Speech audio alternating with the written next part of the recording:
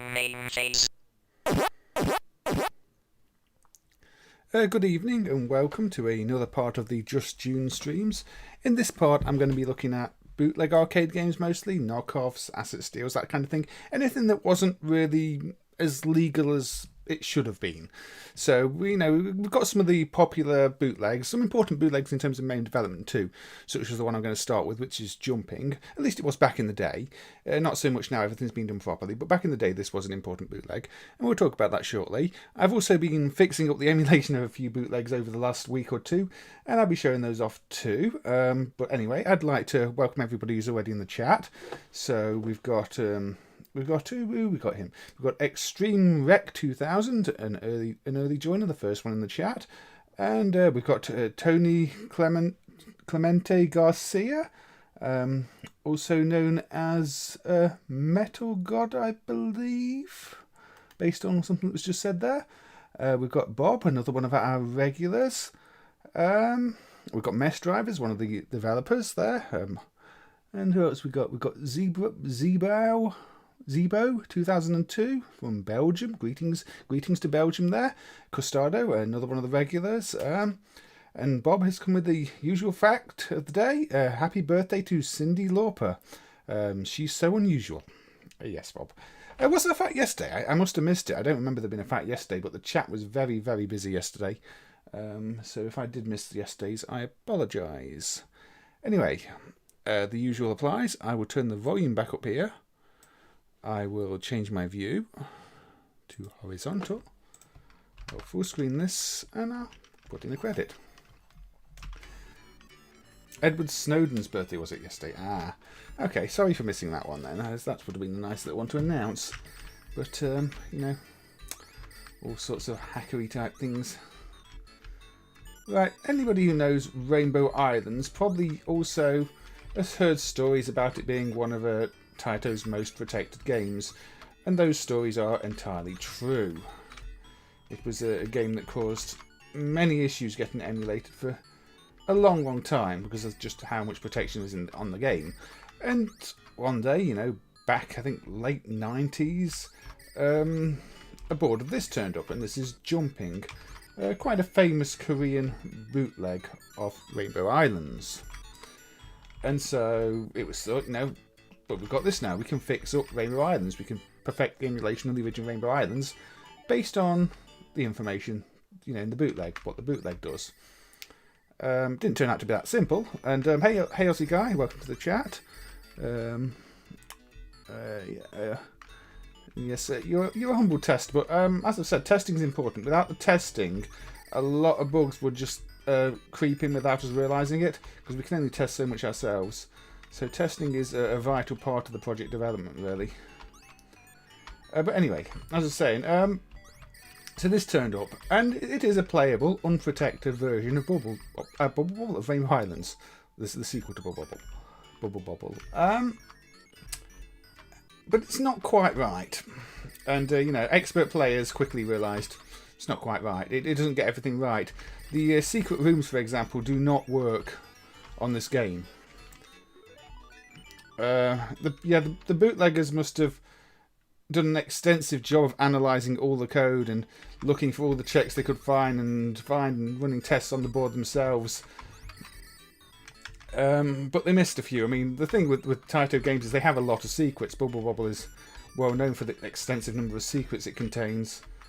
And this is no different. I mean, to get half the game in Rainbow Islands, you have to get most of the secrets. It's an extreme challenge, and so naturally the bootleggers missed a few things, and in the end, the Rainbow Islands emulation in most emulators was buggy for many years because it was based on this information, not the correct information. And I don't even think to this day Rain, the dedicated Rainbow Islands emulator, ever implemented the newer findings.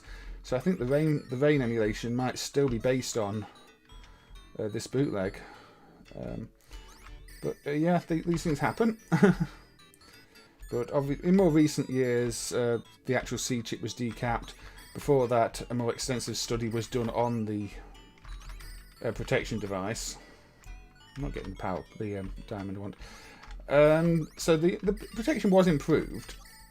protection simulation before it was fully emulated with the decapped C chip. But it's been a long journey for it. And this was one of the places it all really started. I'm getting the wrong downs.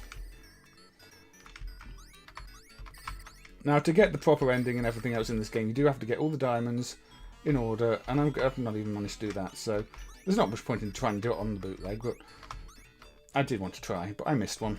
I did get in the correct order anyway.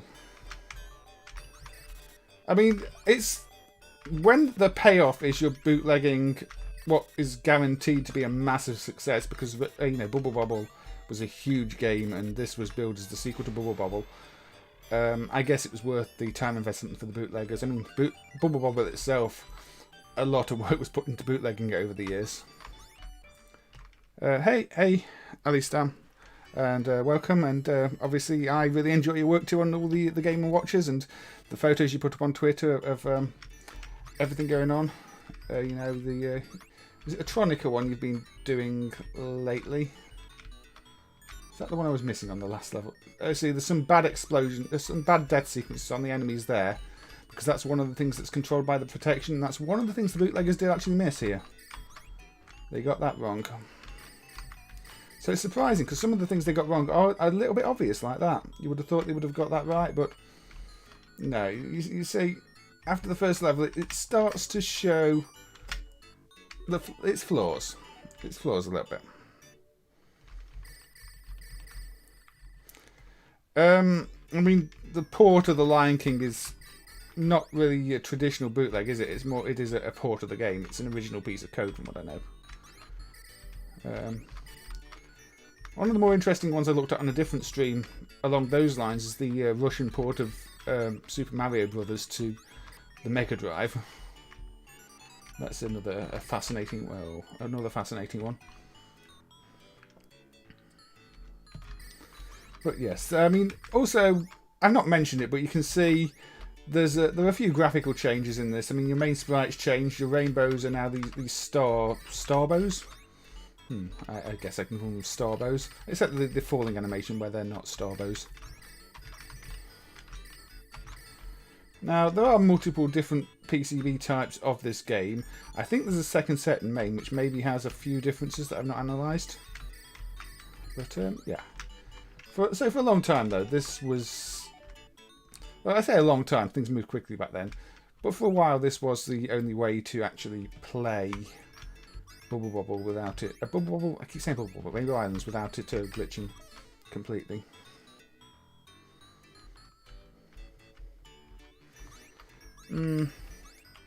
Not all official ports are good. it does happen that you get bad ones. Rainbow Islands is one of those NES games that's got multiple versions, original versions, but different versions on the NES. There's a Japanese version and a one that was done for the rest of the world. I'm not going to see. Anyway, you know, this Rainbow Islands is a very popular game.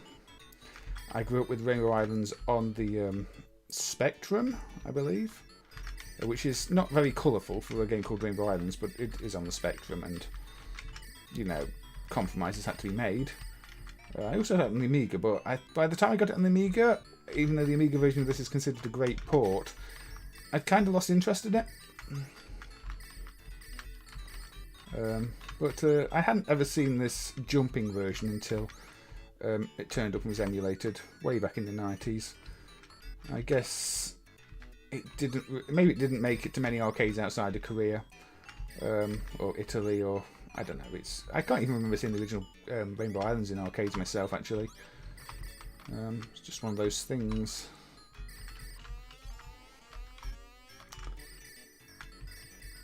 Yeah, that's what I was saying. Extreme Rec. There's the Ocean one. Ocean, who I think were responsible for a lot of the home ports, and then the you know, the Taito one from Japan. I don't think that's too much of an unpopular opinion. The A1200 had a lot of really good AGA titles that weren't available on the 500. I mean, well, it could have been a better system, definitely. But there's a lot of good content that only works on a 1200. I mean, I had a 500 plus and a 1200.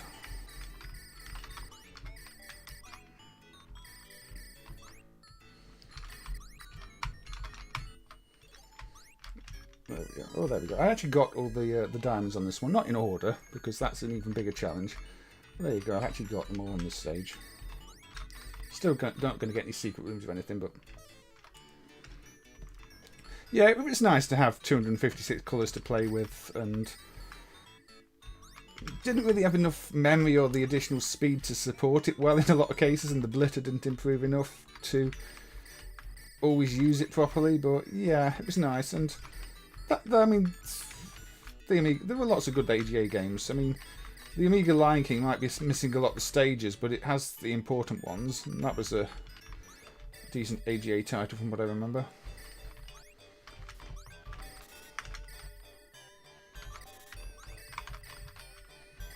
So, yes. The only other thing I can really say about the original version of this is, if you've not followed MAME in the last, you know, how many, 3 years, when the C chips were all decapped, and you've not played Rainbow Islands with the proper emulation, then it's worth checking out again, because there are some subtle differences to the randomization of things that do work a bit better now the C chips dumped on the original. Obviously, the C chip jumps aren't going to affect this one, because this is the bootleg, this is what it was. It's here with all its flaws that will always be there, because that's just what was in the game. That is how the bootleg was. And that's why we're looking at bootlegs, for the interesting and unique things they have about them. Hey Andrea, and also if I've missed anybody, I don't think I have. If I have, welcome to you as well. But welcome Andrea, I hope you're doing well. I guess quite a few people are going to be watching the football today, but didn't seem that interesting to me. So I thought I'd play some games. So yeah, we've spent about 10 minutes on this. I'll give it one more credit, and then we'll have a look at something else. But definitely an important bootleg in terms of the history of emulation, this one, I would say. And, you know, realising that not all bootlegs are perfect as well, because you can easily be fooled into thinking, oh, it's a bootleg, it's just a pirate copy that's going to be absolutely fine. But many of them weren't, and we'll be seeing some more that has significant changes in a bit. Starting with, I would say after this Alien Storm is probably one I'll look at, because I've been working on fixing a few things in MAME with that one.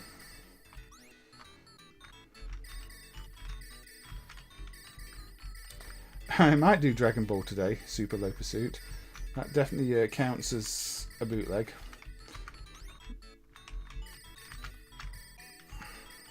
And it's one I did the emulation of as well, Dragon Ball. So yeah, that might be one I look at.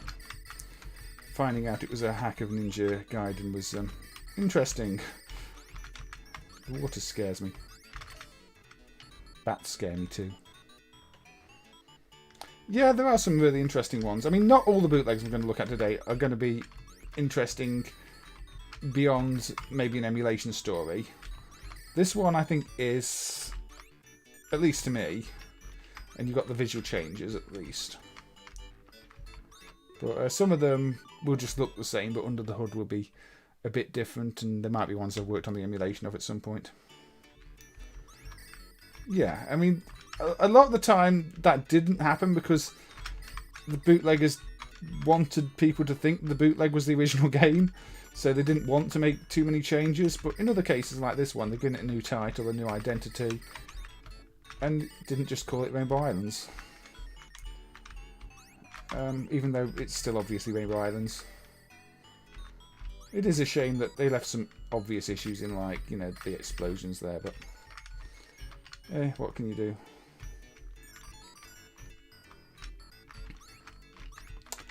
So, I'm still wondering if there's an actual credit-based Parasol Stars bootleg out there rather than just the TourVision one that used timers. So I'm sure somebody must have made PC Engine hardware bootlegs on PCBs like they did Mega Drive and SNES. But so far, that hasn't turned up if it existed. It might just be the only version is the TourVision one. Yeah, I guess if you put that much work into bypassing the protection on something, maybe you do want to make your own little marks sometimes. But yeah, it's okay. I mean, there's not much reason to play this one now unless you like the visual changes, because it's just a kind of broken version of Rainbow Islands. But it was an important one back in the day, so we'll move on. Right, before I load the bootleg of Alien Storm, I am going to load the original, because I think it's kind of important for comparison purposes. So, notice there's a background in this scene. That is one of the important things that you will see is not there on the bootleg. And also there's a Sega logo.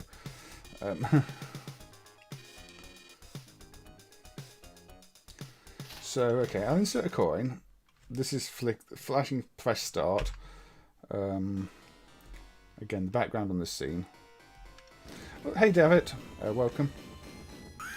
Yeah, there are. I might look at one of those Extreme Rec. Right, so we get to the first stage, and notice that blob enemy on the ground there. That blob enemy is being rendered with the Mega Drive VDP chip that System 18 has, as are these other ones. Now, I think they're the only enemies in the entire game that are right at the start of the game, but those are rendered with the Mega Drive VDP. So let's just quit out of the original set now. I'm going to load up the bootleg that's got its own sound system, because I think both bootleg sets should probably have this weakened sound system, and I think the other one is still paired up with the original ROMs back from the System 16 emulator, when people were making Frank and ROM sets because nobody knew what was original and what was bootleg. But this one has the degraded sound system. Now, no, there's no background on the gallery stages.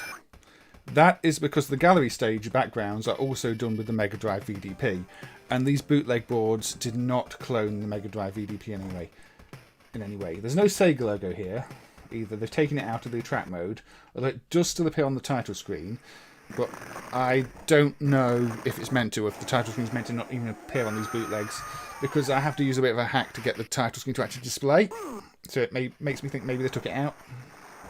Hey fellow Jasper, welcome. I hope you're doing well. So yeah, let's let the attract mode play a little bit. Again, no background on this screen. You see, what I've done over the last week is fix up most of the scrolling and background layers on this, because the bootleg in MAME didn't run with the background emulation working. So I decided to spend some time fixing it up a little bit and trying to get in the best condition I could, because again, to me, this is actually quite an important bootleg. These screens seem broken. That might just be the emulation that doesn't scroll the text properly, or it might just be a bootleg thing. Again, without an original reference, I can't tell you. Oh, we've got Roberto Zivi subscribing. Thank you. I hope you're doing well, and if you're in the chat, feel free to say hi. And hey, Carlo, welcome to you too. So yeah, the title screen here still has the Sega logo on, but it might not display on the bootleg. I'm not sure. It might just blank the screen then. Anyway, let's coin it up. Now, this is not flashing press start, and this is a simple text layer, so I'm not sure why the bootleg has changed that. I'm assuming that's not an emulation bug. I think that's just something that's changed, because the code changes in this bootleg are extensive, because it's been reworked all over the place to work with the bootleg hardware. The original Sega hardware had sort of tile registers as 2 words. This has the tile registers and banking in a table for the lines per line, and it's all sorts of different. Also, notice there is a bad pixel on the shadow, except it's on multiple frames of the shadow, and it seems intentional. I don't know why, and there's 2 different sets with the same change in the graphic ROM dumped, and yeah, it looks bad, but I think that's just how it is. Now note, those VDP drawn enemies have been taken out of the game. They're not there, they're not just invisible, they're gone. The bootleggers, because they couldn't bootleg the VDP, just took out the enemies, which is kind of the reason I wanted to get this set working again, because that's kind of significant when you've got a bootleg that has changes like that with things missing. In this case, some of the enemies missing. It's also interesting to talk about this bootleg because the only original sets of the game are encrypted. There are no unprotected sets of Alien Storm. So the bootleggers either had access to an unprotected set or more likely manually had to go through the entire code base, decrypting it and separating the data and code and everything else. Which is a lot of work again. I mean, this bootleg must have taken a considerable amount of time and effort to make. Yeah, I'm surprised they didn't do backgrounds on their own hardware, but they didn't. You know for a fact that that there's no. It's not a case of there's something missing in the emulation here. It's just they took them out, and it doesn't really hurt the game. In fact, you could argue that these scenes have a better clarity when the background's not there. If you know there's meant to be a background, it looks out of place. But again, back in the early days of emulation, this was the only version emulated because people thought this bootleg was the original hardware, the original version, and the System 16 emulator just mixed and matched all sorts of ROMs. And it took a long time before somebody went, "Hey, oh, there's something missing here," and all the backgrounds are missing. Where are they? And people started to realise, wait a second, these aren't original ROMs. The reason we need all these hacks just to get it running at all, and why these things don't seem like the same hardware as other System 18 games, is because this is bootleg hardware, and all the hacks are, them trying to undo the changes the bootleggers made to get it running as if it was an original game.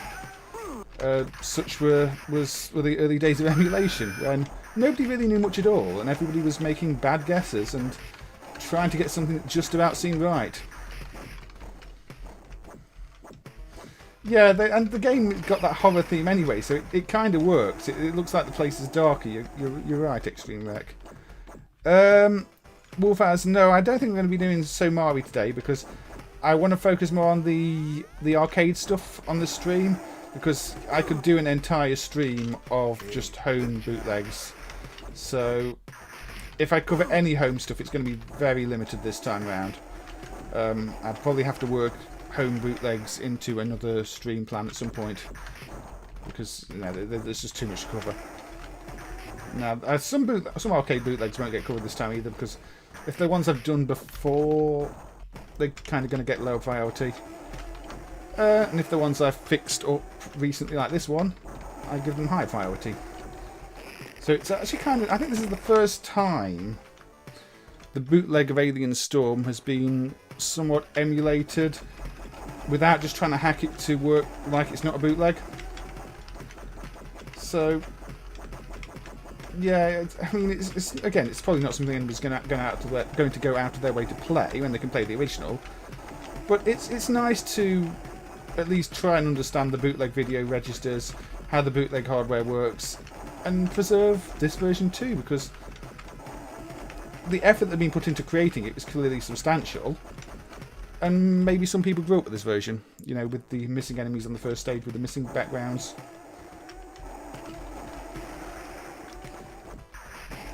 Y2J fan, I mentioned at the start, I mean, the sound system's inferior.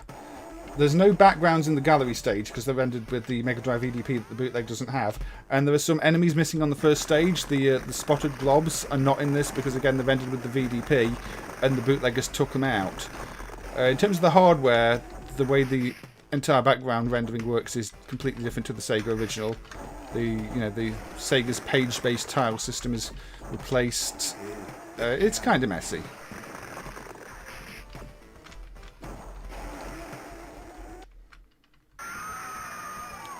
So Mario doesn't work in MAME. Oh, okay, Bob. I'm sure I played some version of it, so that surprises me.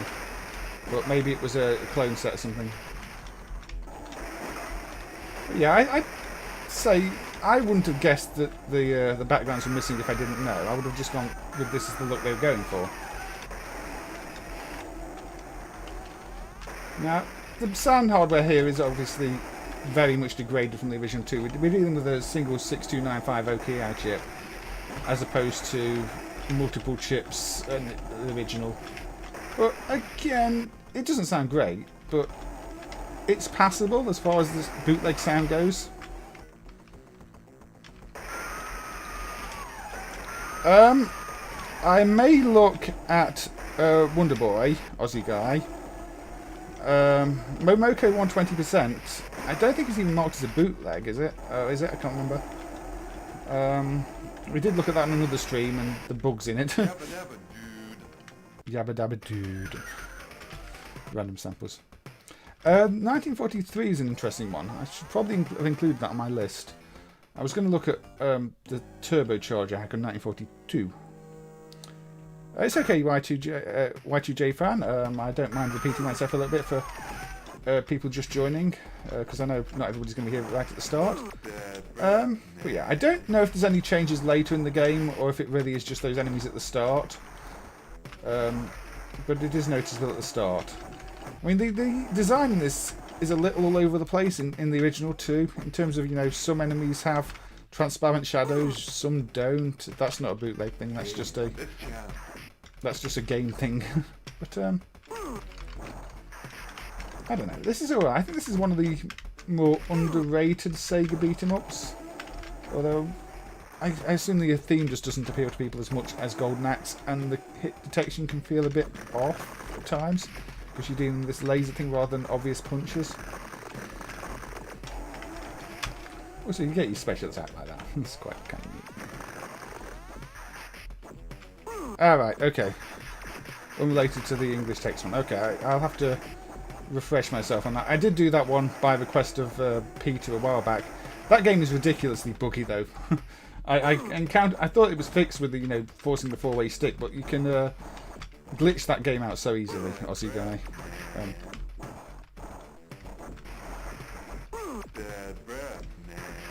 Oh, okay, well, I've not tested that far, Tony.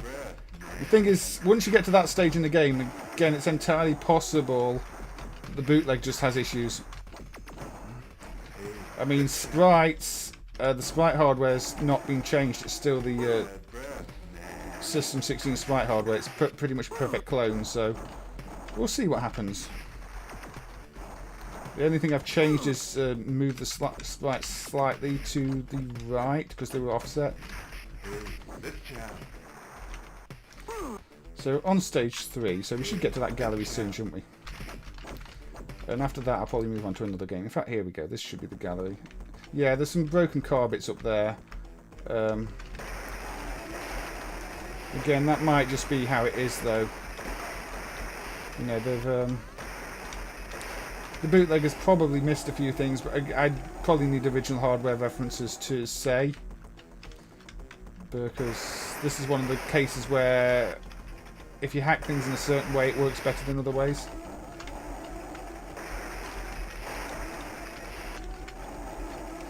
Again, we're dealing with bootlegs here, so it's a bit hit and miss. Hey Ryan, welcome. I hope you're doing well.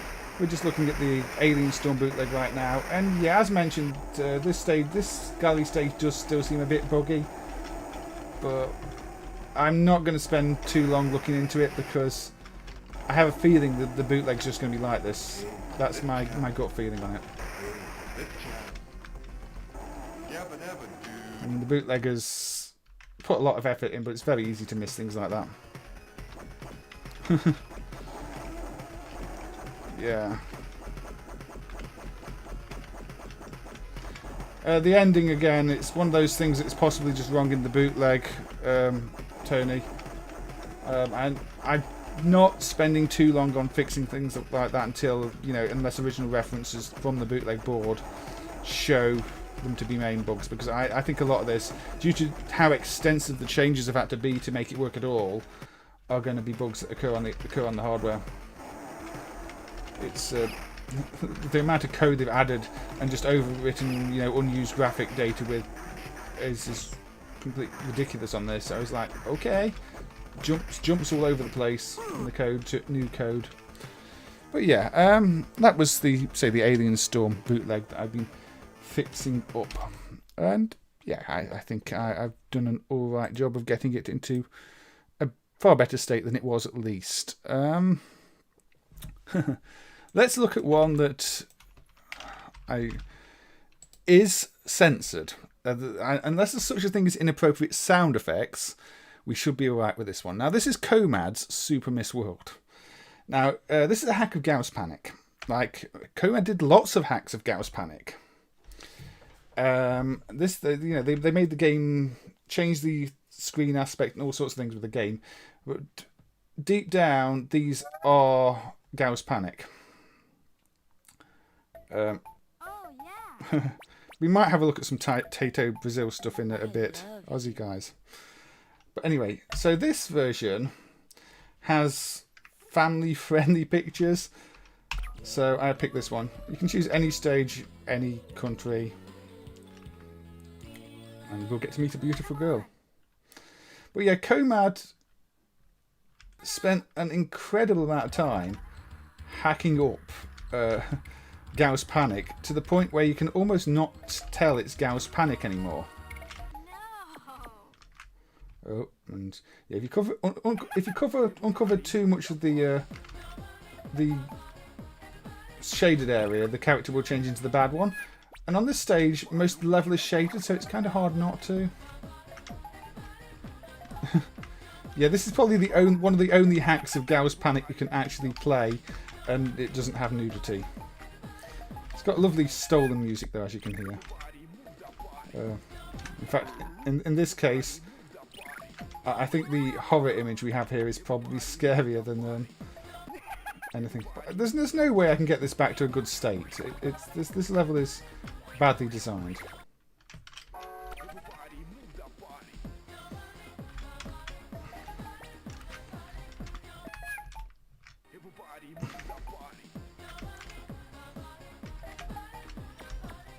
But yeah, there's lots of hacks.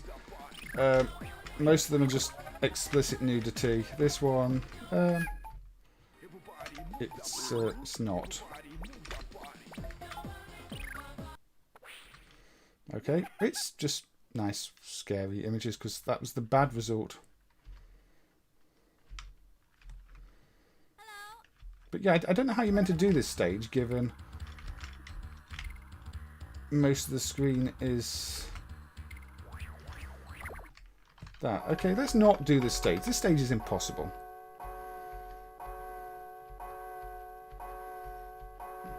I'm not aware of any specific one that has cursed images. Are you talking about... Is it Spider Gaming Hell YouTube thing? So, yeah. So we will select you. Come for me. So, yeah, this one's more reasonable because there's actually areas of the screen you can uncover.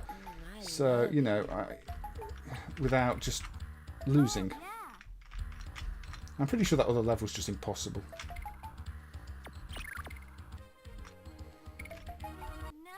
But you see... Oh dear.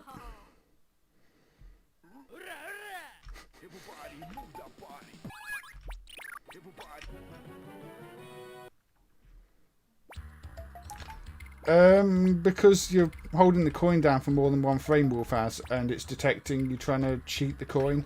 You know, like have a coin on a string that you're trying to get multiple credits with. It thinks you're trying to cheat the machine, so it gives a coin error.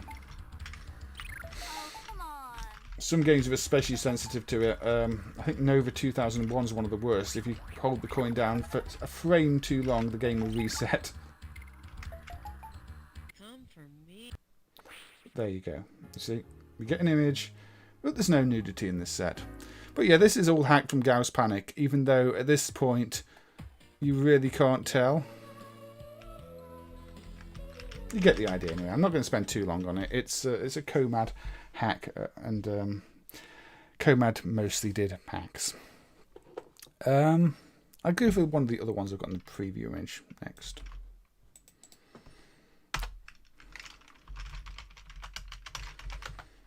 Another Sega hardware bootleg. This is Flashpoint, and this is Datsu's bootleg in English.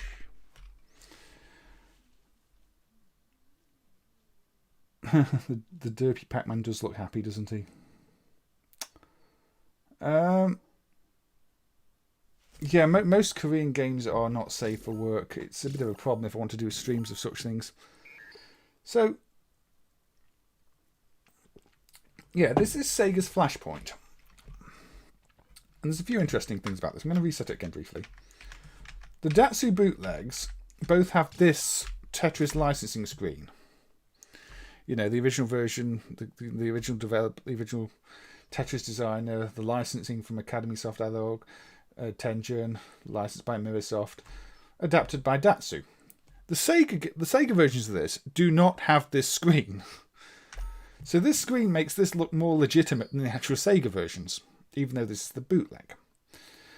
Now, I can theorise maybe the bootleg is based off an earlier or prototype version that's not dumped, but neither of the Japanese originals have that screen in it. Yeah, Datsu did a lot of System 16 bootlegs. But they're quite interesting in terms of the hardware modifications. Now, the other thing about this set is it's in English. All the text is in English up here, up there, where it says score lines level. And again, we don't have an English Sega set, so I don't know if Datsu did their own translation here, or again, if there is an undumped English set somewhere. I have a feeling it might be Datsu made the changes, or at least enabled the changes, because there's never been a trace of an official Sega English version. But this is one of those clear the flashing dots to clear the stage games, aka a flash game, hence Flashpoint. But not a flash game in the traditional modern sense, but or not so modern, because Flash is no longer with us. Rest in peace, Flash. So yeah, you clear that. Yes, this has Flicky in it, Bob. You spelled so wrong. Yeah, this is a spin-off of Tetris, and that's Opa Opa there too. There's a few little cameos like that in this one. I think it is just Flicky and Opa Opa, but kind of cute. I'm not a huge fan of the game, but I've played worse. Again, because you've got this objective on every level, it doesn't really feel like Tetris. I don't know, maybe, again, that's something to do with why the screen went away, but there was all the controversy with, you know, the Tetris licensing back in the day, which I think is one of the reasons the Mega Drive version of this didn't come out and ended up being a prototype. Much like the Mega Drive version of Tetris ended up being, you know, recalled, and Tetris is a messy thing in terms of licensing.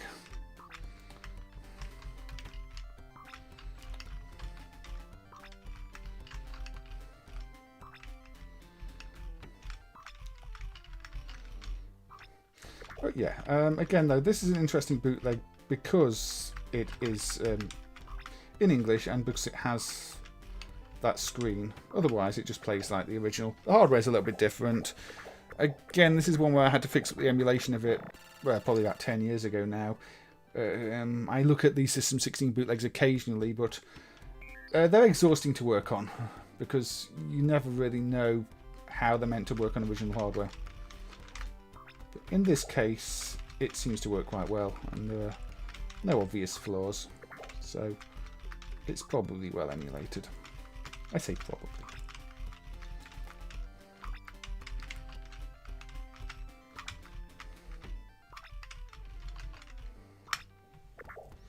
Final Tetris.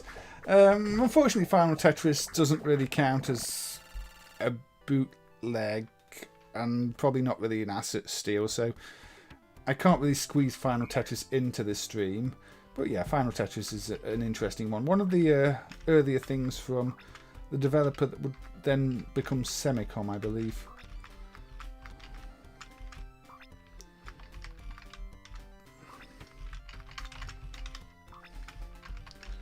But, yeah, give me regular Tetris any day over these Flash games. This is far better than the Columns 2 Flash Columns, but that's not saying much. It's a very dull way to be playing Tetris.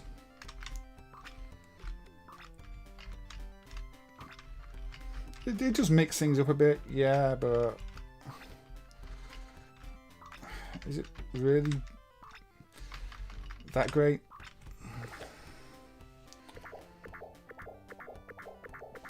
I'd like to emulate the bootleg brick handhelds and all their clones, but they're single glob chips. So all the code is inside one glob with the CPU. I'm assuming they are CPU based, but that makes things ridiculously difficult because we have no way to dump them. So if we can't dump them, I can't emulate them. So work is needed along those lines. I've got to get rid of the top thing first, haven't I? Yeah, I messed up the stage by not concentrating. Oh, it's recoverable though. There we go.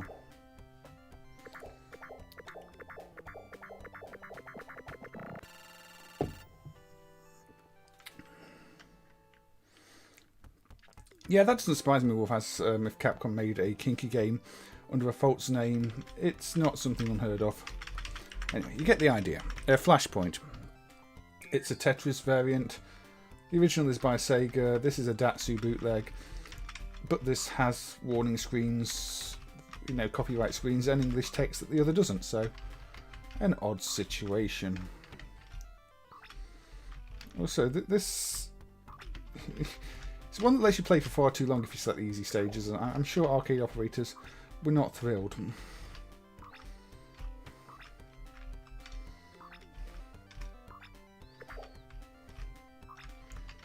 It's far easier than flash columns because you've got so much room to work with.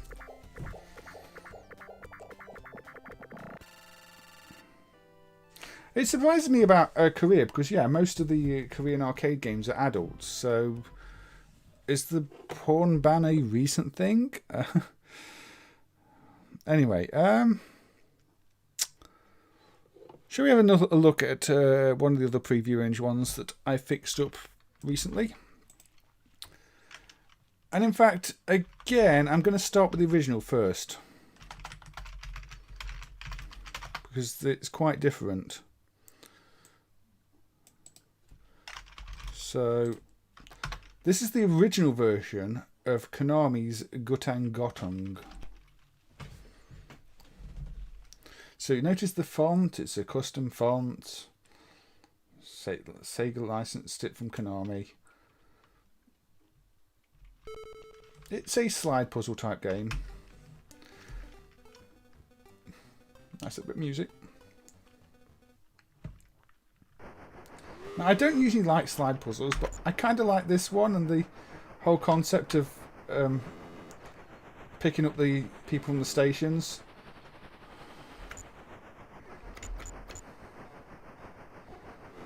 So, yeah, put that on there.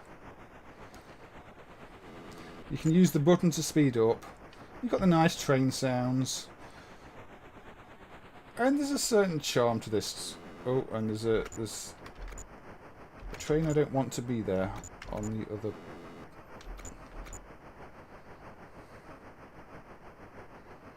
Just take you away and put you up there.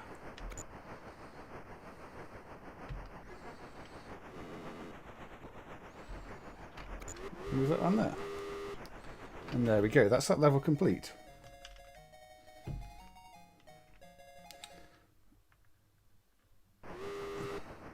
Super Bobble. You mean the sun mixing one? Now note level 2 on this. Note the layout of level 2. Because on some of the clones it's a bit different. Anyway, that's the original. The original also has a cutscene that maybe I should show you if I'm good enough to get there.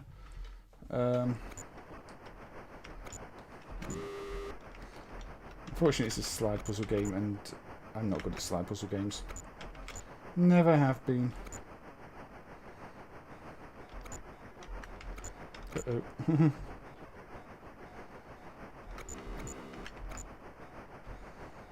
Going around in circles is not helpful. Oh, and the station closed, and yeah. Anyway, that's the original Japanese version, and it does have a cutscene and everything else. The one I fixed up the emulation of a few days ago is this version, a bootleg on Galaxian or Moon Cresta type hardware. You believe it was developed by Gamtech. Alright. I'm not sure.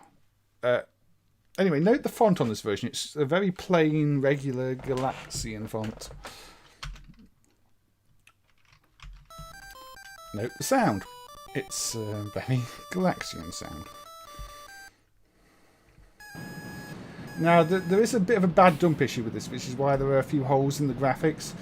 There's clearly bit rot in one of the ROMs, but ignore that. Now, the start button here doubles up as the speed up button, so keep that in mind. You do have a speed up button, even if it's not obviously mapped at first.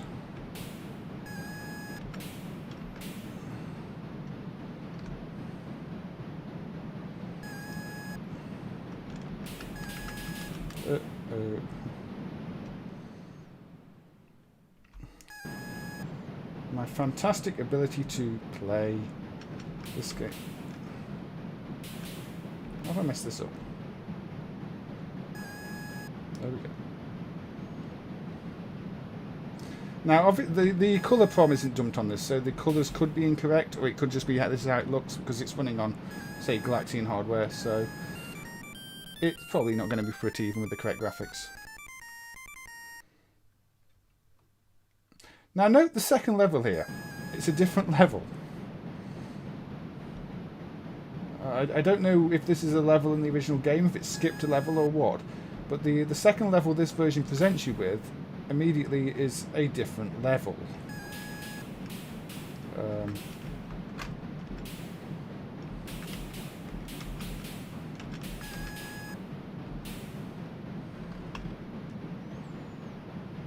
Alright, Ryan, take care. I'll see you later if you make it back.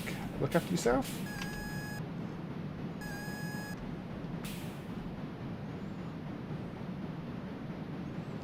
Ooh, Rambo.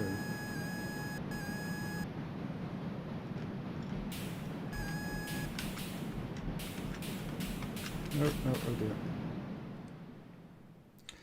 It might be, or it might just skip some levels to artificially bump the difficulty. It's kind of difficult to know with these things. I wish I knew actually what controlled the direction of these things.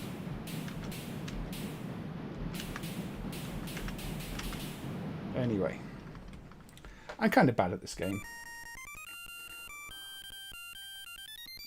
But I do find it interesting when the bootlegs have custom bits of audio like this, and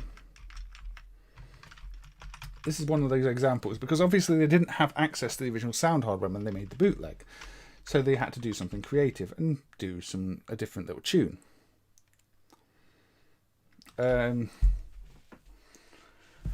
The big green square isn't a missing graphic, no Johto. It's the empty space you slide your puzzle pieces into, because it's a slide puzzle game. The graphical errors are the black. You see in front of the train right now, there's a little bit of black and a little bit of a dot missing. Those are the bit rot errors. That's what's caused. That's what the bad dump is causing. But these conversions tend to be quite rare these days. So I don't know. I think this is a Spanish or French conversion. So maybe another board will show up somewhere in Europe.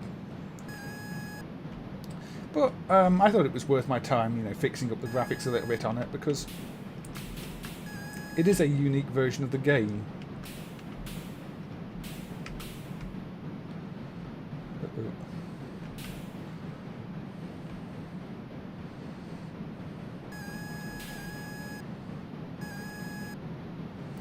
And yeah, as slide puzzle games go, I don't especially dislike this one. I like it more than the Konami one we looked at the other day.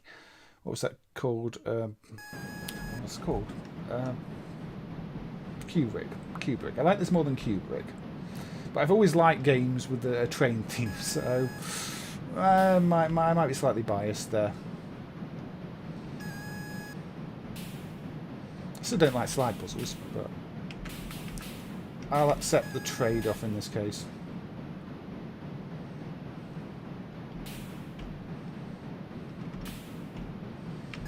Little loop.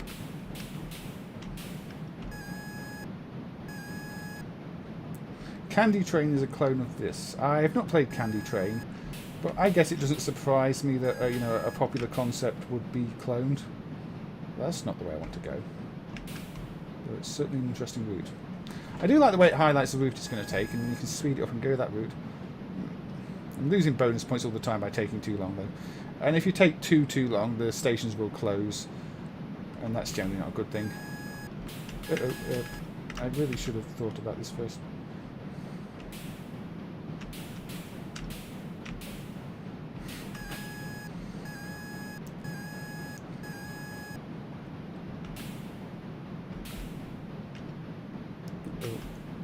Uh-oh.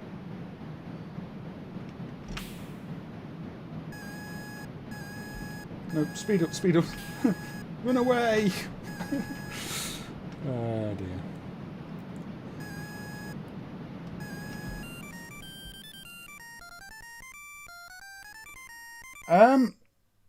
I think Locomotion might be the first game. I know there were some clones of this on computers and, as you say, knockoffs. But this is kind of early, so personally I don't know any earlier games that do it, but that doesn't mean there aren't any. Oh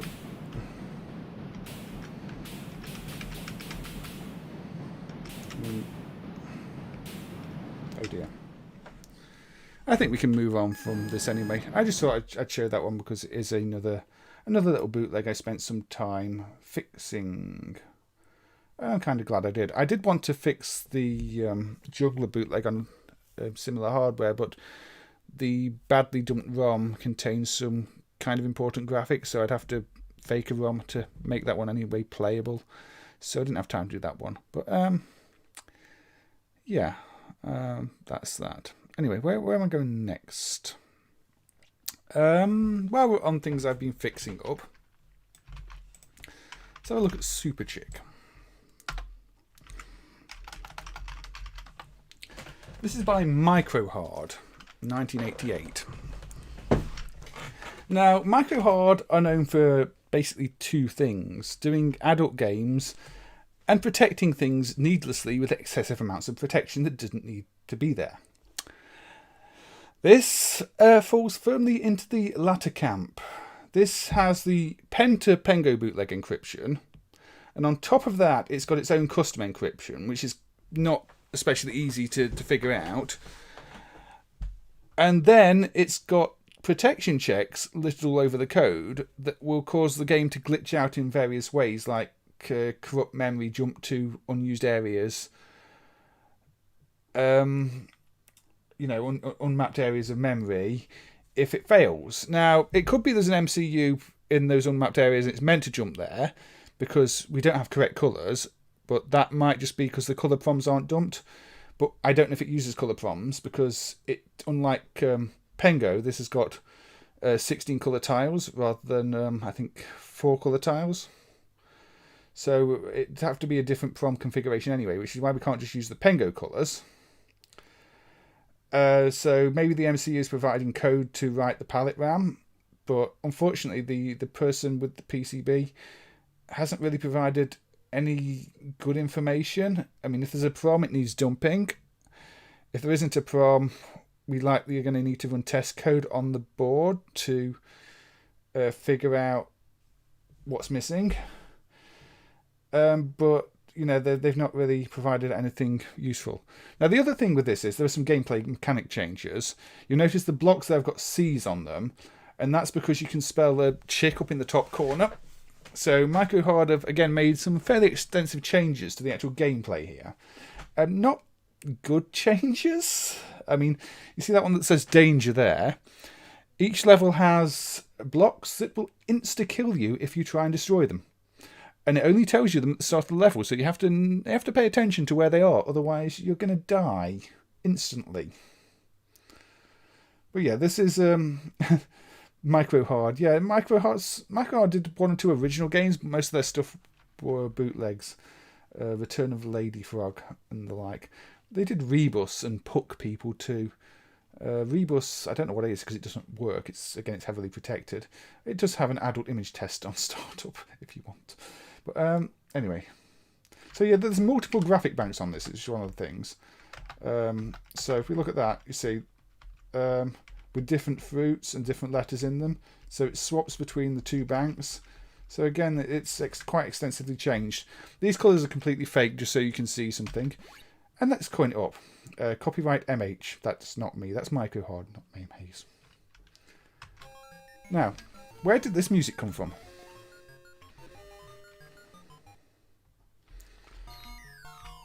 See, those are the blocks you can't do, the ones with the cross on. If I was just trying to squash that block, I would die instantly. There we go, you see. Instantly, I am dead. Yes, it's got the Bomb Jack sound, Jackson. They stole the entire Bomb Jack sound system. Yeah, the palette looks gross because it's just, you know, me filling in. Well, I just decided to... I needed 16 unique colours so that you could see all the detail on the tiles. So I just wrote a thing that just generated 16 random colours. Well, not random, but 16 unique colours. They're obviously wrong. But with no information of where they actually come from. And, you know, it's not going to improve unless we get better information from the person who dumped it, unfortunately. And potentially a better dump with, you know, colour prom included, if it uses a prom. Or a P-ROM, or whatever you want to call them. But it is really Pengo. It's not said as a clone of Pengo, because it was marketed as its own thing. But yeah, you can tell it is Pengo based.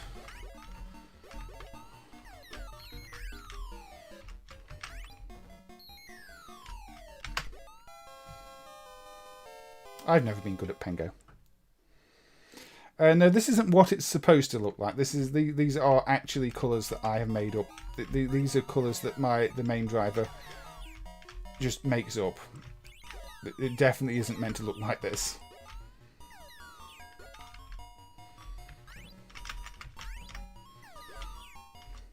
It's not the only time that, you know, there's a rare version of something and for whatever reason a colour prom didn't get dumped. Now, I don't know if it's meant to clear the screen there, if that's a protection thing, but it doesn't, and the original Pengo does. But the code to clear the screen seems to be disabled, but it does write a different value to the protection area, so I'm wondering if there is a protection command that does clear the screen there.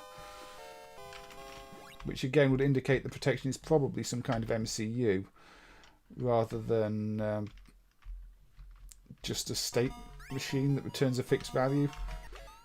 But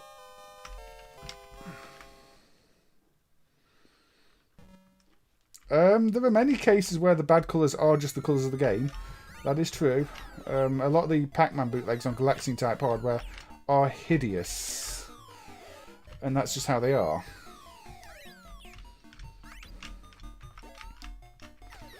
Again, you've got different, say, block types on the levels. So they've added a few things.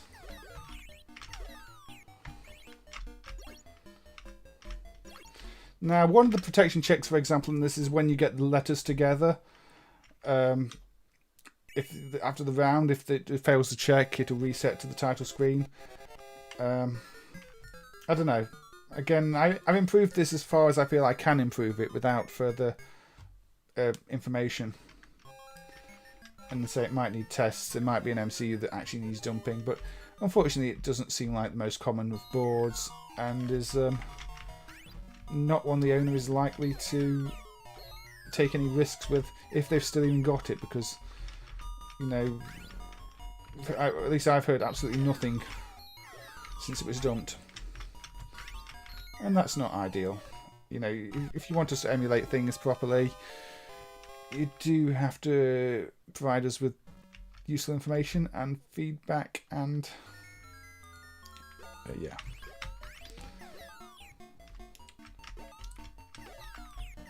I've tried my best.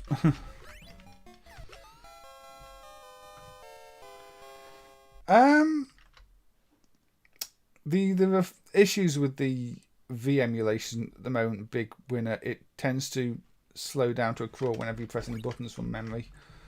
So and also the actual V itself is kind of more original than any of the others.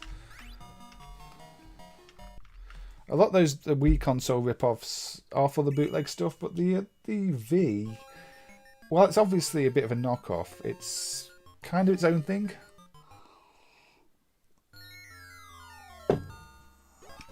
Some of these are very rare. I mean, this one, we've seen the PCB once, or somebody has. So I don't think the changes they made are necessarily good. I mean, that auto kill thing where you push one of those blocks is just awful game design. The problem is a lot of people don't really look after them. They'll just see it's a rubbish hack and bin it. And then other people want far too much for it and nobody will buy it. And then they'll go, oh, I may as well just bin it if nobody's going to pay me stupid money for it. Oh, look, it's crashed. Yeah. It must have failed another protection check there that I didn't realise was there. That's what I mean. The game is littered with protection checks. And if any of them fail, game resets. Because, yeah, for some reason, Microhard decided that it's important to protect their bootleg of Pengo, or their new game that is based on Pengo's code. So yeah, I don't know which specific check failed there, but unfortunately I wasn't recording replay, so I'll have to try and reproduce that with log enabled and see what it's checking. And it's a lot of effort to emulate something that's terrible. Yeah. I mean, it wouldn't be a set of bootleg ROMs for us. This was an entire PCB of its own. So I guess it would just be a bit cheaper than a real PCB. Although since this one was actually sold as an original game, I don't know. Because this wasn't sold as, oh, you can get Pengo cheap. This was sold as Super Chick. It doesn't mention Pengo. If you play Pengo, you can tell it's Pengo. But it's a very different piece of hardware. I don't know. I mean, I wasn't around buying PCBs in 1988, so I can't tell you exactly. Anyway, one I wasn't going to do, but I think I will, is another where we don't have the colour stuff dumped. This is marked as prototype. It really should be marked as bootleg. But again, it was... or, hack. It was sold as its own thing. This was by Datel SAS, who I believe were Italian or Spanish. I think they're the same company that did, is it the multi-face stuff on the Spectrum? But this is a hack of eggs, or is it eggs or scrambled egg? Now, for a long time, this was pictured in magazines as an unreleased prototype. And that's why it's marked as prototype in MAME. But it is actually just a hack of eggs.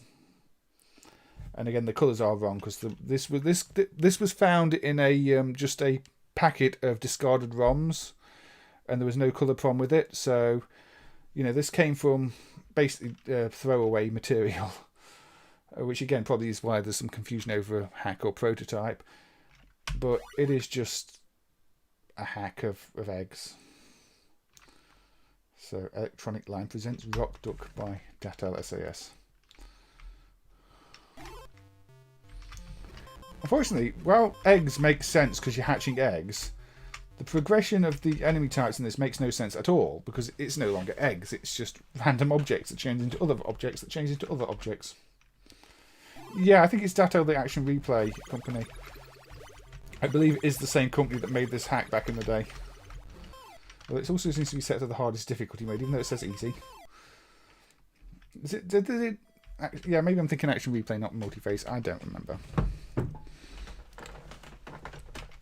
But yeah, I believe it is the same company that at one point we're going to be making a hack of an arcade game.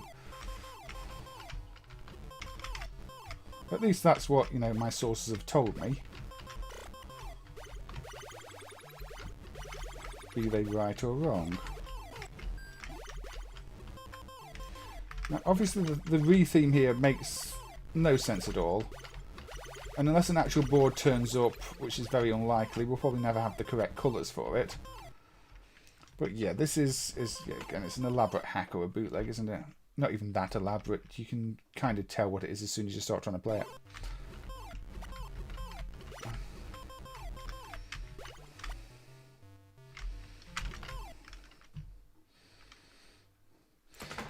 Is it a magazine shot? There was information on it. So I might be wrong. Maybe it wasn't a magazine shot. I can't remember. It's been a good 20 years now. No Johto. I know it was known about before it turned up. And I thought there was a screenshot, a really bad screenshot. But I could be entirely wrong. It's been far too long for me to say with any confidence.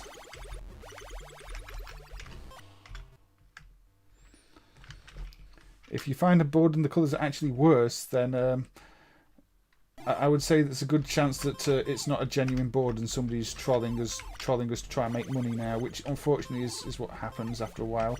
You get people making fake conversions and go, oh, it's super rare, pay lots of money for it.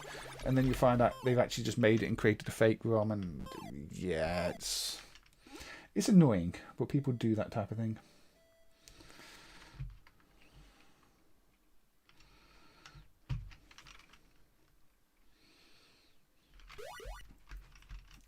I might be wrong about the multi-face. I know they did some stuff like that, but I don't know. I don't have a reference at hand. But yeah, this is one of those early. We thought it was going to be a prototype. It's actually a bootleg hack. But technically, if the bootleg hack was never released, then it's a prototype bootleg hack.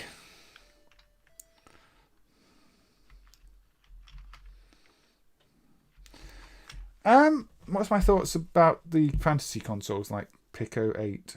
Ross Campbell asks. I would have liked Pico 8 more if there were real performance limits. I mean, it's more or less just Lua scripts and a video type output, isn't it? It doesn't actually enforce any kind of virtual processor speed or anything else.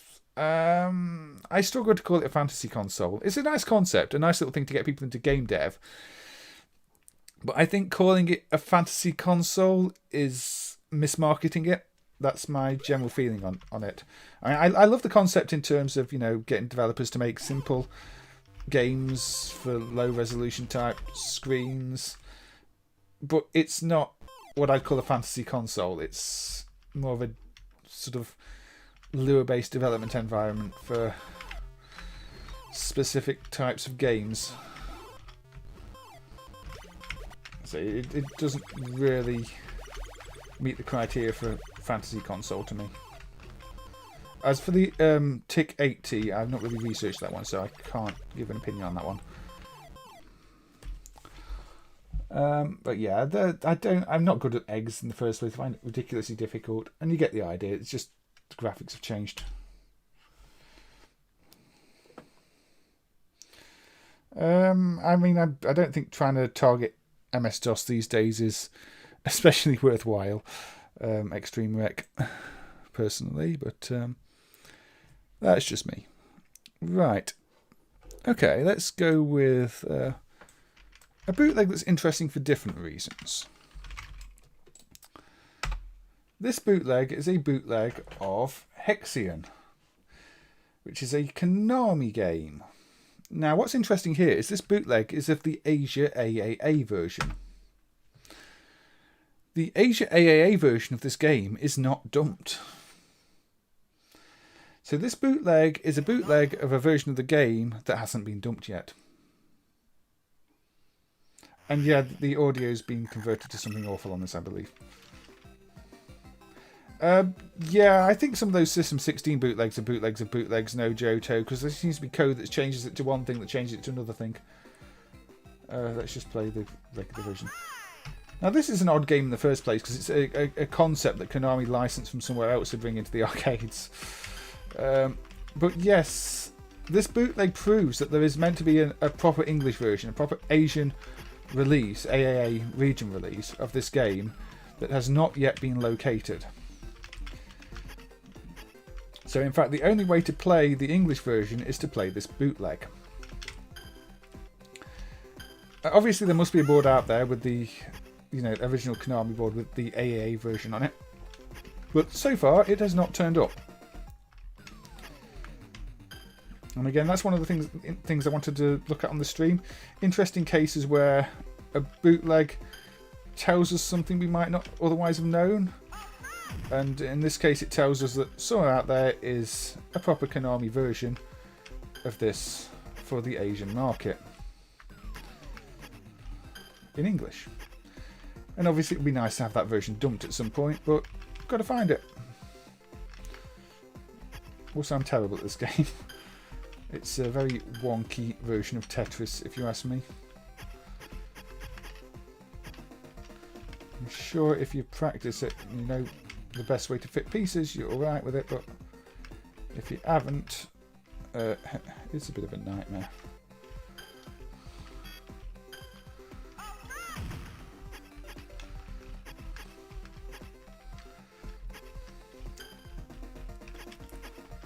See, you think straight pieces are great, easiest to place piece of the lot. In this game they're not. They're a bit of a nightmare because you angle them and suddenly they're not straight pieces. They're annoying pieces. Like super annoying pieces. Also, it's not always obvious what lines are because the lines aren't straight. Now I do need a straight piece. It's not going to give me one, is it? Oh, it's going to give me one now. Misfit MAME is now HB MAME, Ross Campbell. Although Misfit MAME's a far better name for it than HB MAME because it doesn't really contain much homebrew. It contains mostly hacks, and you know I tend to think of HB as hacks and bootlegs rather than homebrew. But yeah, it's HB MAME now.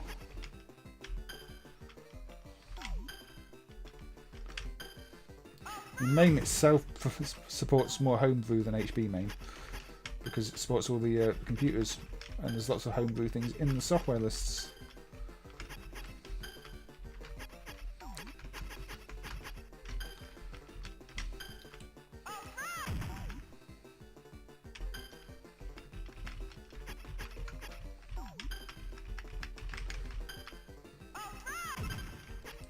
I've no idea how you're meant to recover on this once you've messed up either, because you know this is we can all see where this is going. This is going to be me losing very soon.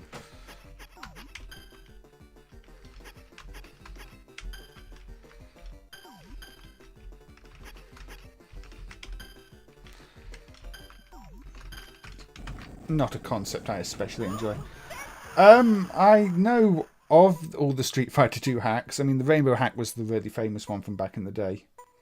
Pyramid is itself a bootleg game, right? You mean the NES Pyramid thing that's on some of the plug and plays? Sorry, I might have... I don't think this bootleg's going to have changed much from the actual version. It changes the sound system, I believe, and I think it's got some protection hacked out. But, you know, it's probably not extensively changed, but you wouldn't know until the original is dumped. I have to say, it's a very IGS-like font. I mean, they've not even removed the legal warning here. It still says, for use in Asia only.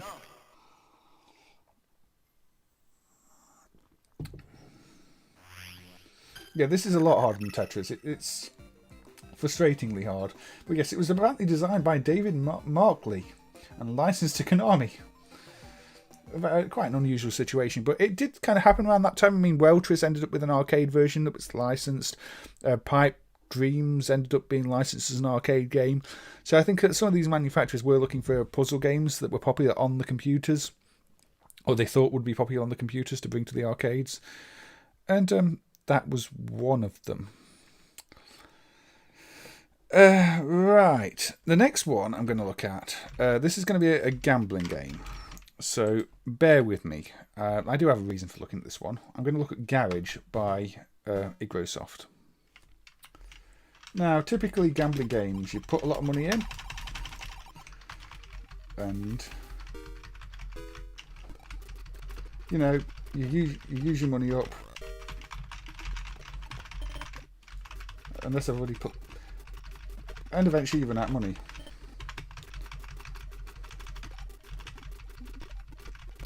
Keep going. And eventually, you know, I've got no money left.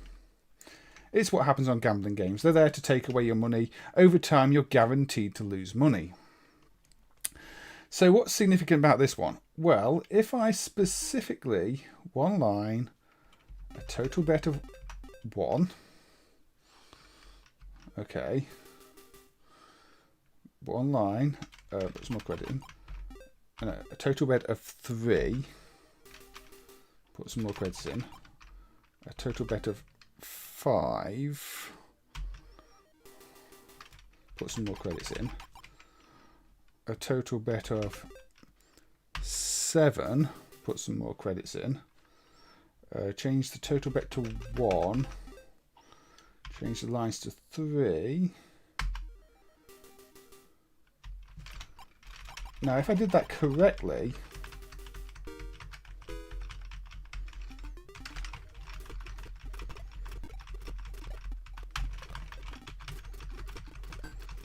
now the game should be ultra generous. There we go, big win.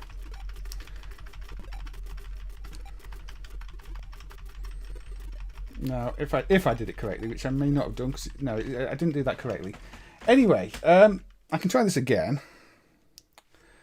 But the thing with these games is, these hacked versions have backdoors in them, which require entering a specific pattern of bets. And I thought I did it correctly. It's meant to be 1-1. Maybe sometimes it just doesn't trigger, I don't know. Or maybe you have to do it from power on. But 1-1, 1-3, 1-5, 1-7,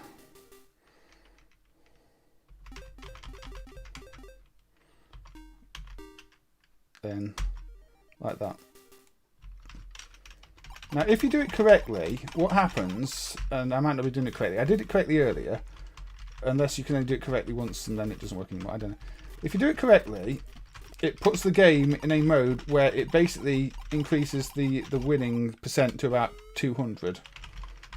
And the reason that happens is, according to what we're told, some of the mafia-operated distributors in Russia, where these games were sold, used the software and, you know, pushed these updated versions to the operators so that they could go in and, you know, enter the secret code and clear out the establishment of all their money.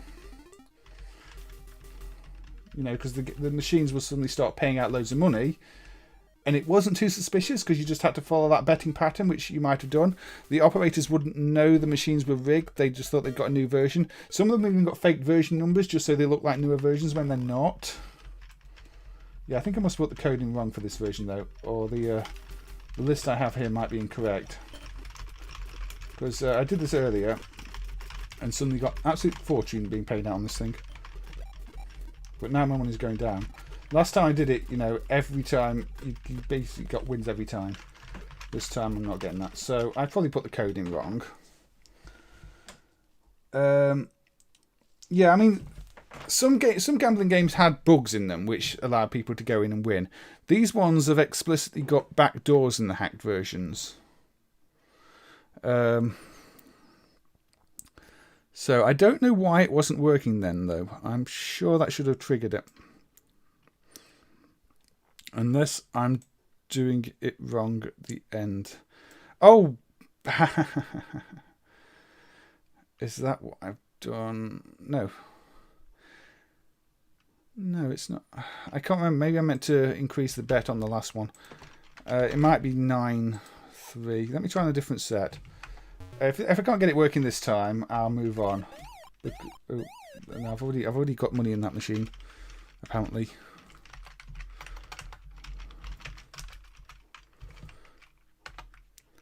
That might be. I might have already configured something. So let's have a look at see if I can get it working in this one.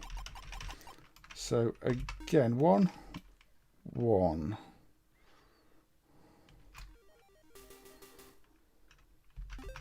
1-3. 1-5. 1-7.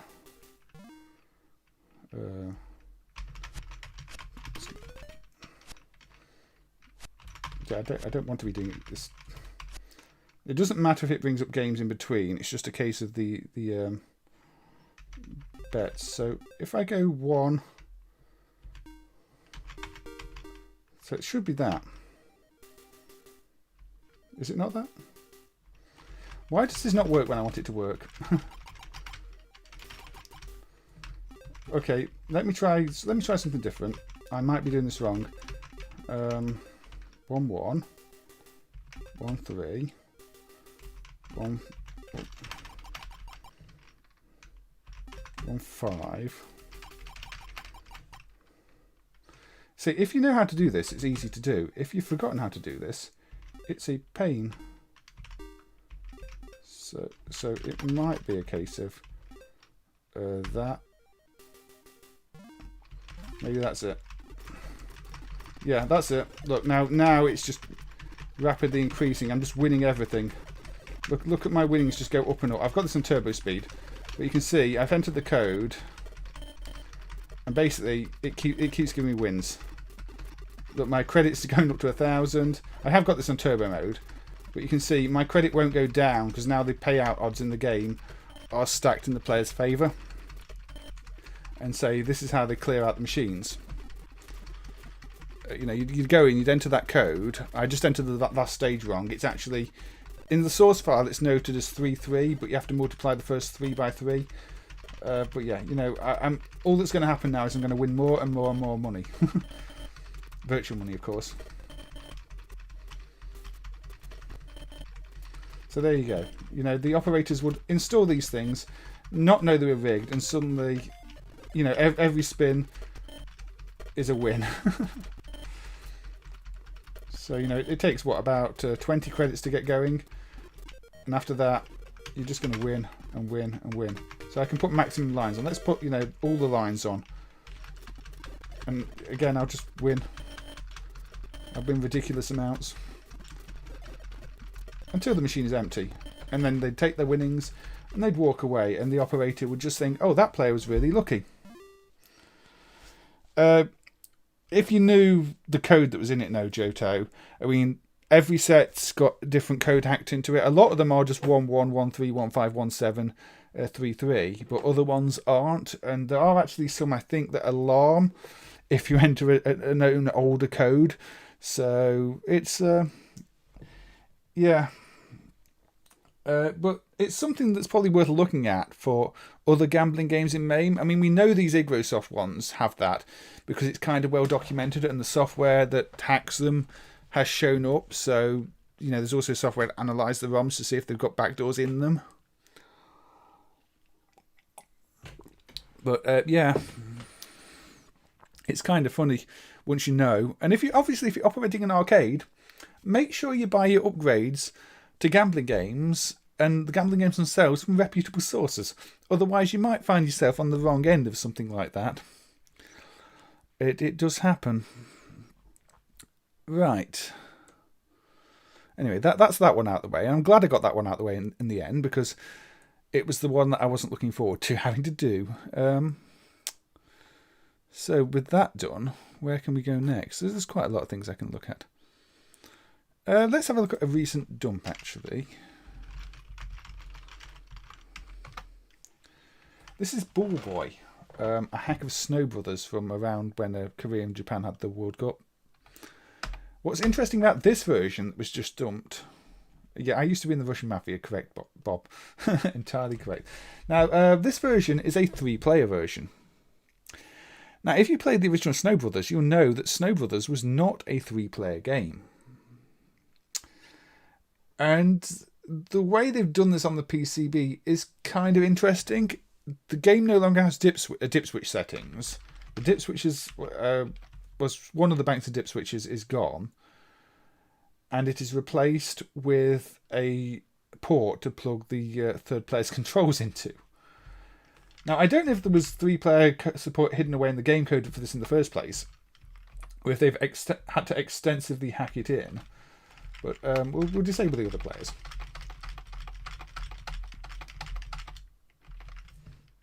So I can play as player 3 because it'd be a bit pointless not playing as player 3 after doing all this. But yeah, press 1, 2 or 3 start button. So I can play as player 3. Oh, that starts 3 different players. Not quite what I wanted, but I am playing as the third player, the yellow player.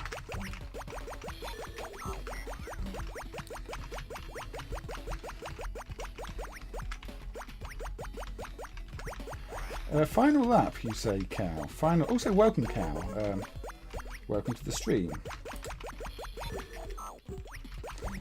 Yeah, there's a is that the Street Smart hack you're talking about, the boss one, Mick, or is it the newer one? Because I might look at the Street Smart hack in a bit, if I remember.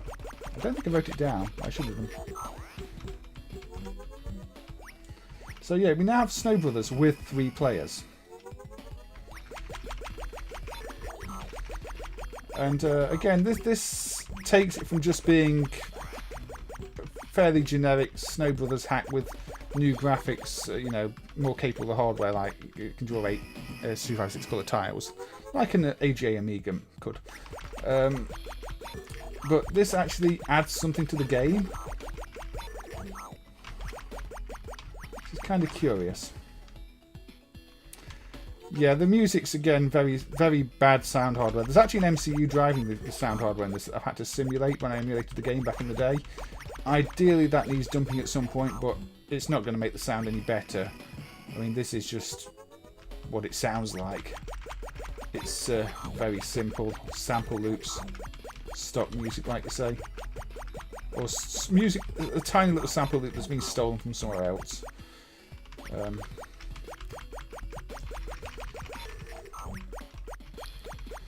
I did get the Final Lap 3 bootleg working. I may put that on a bit, although it's not actually very interesting, unfortunately. I'll put it on, briefly talk about it after this, actually. Because again, it's probably one where there's a slightly different story to tell. Because I think I've worked out why it exists, although I still don't understand why it's protected in the way it is.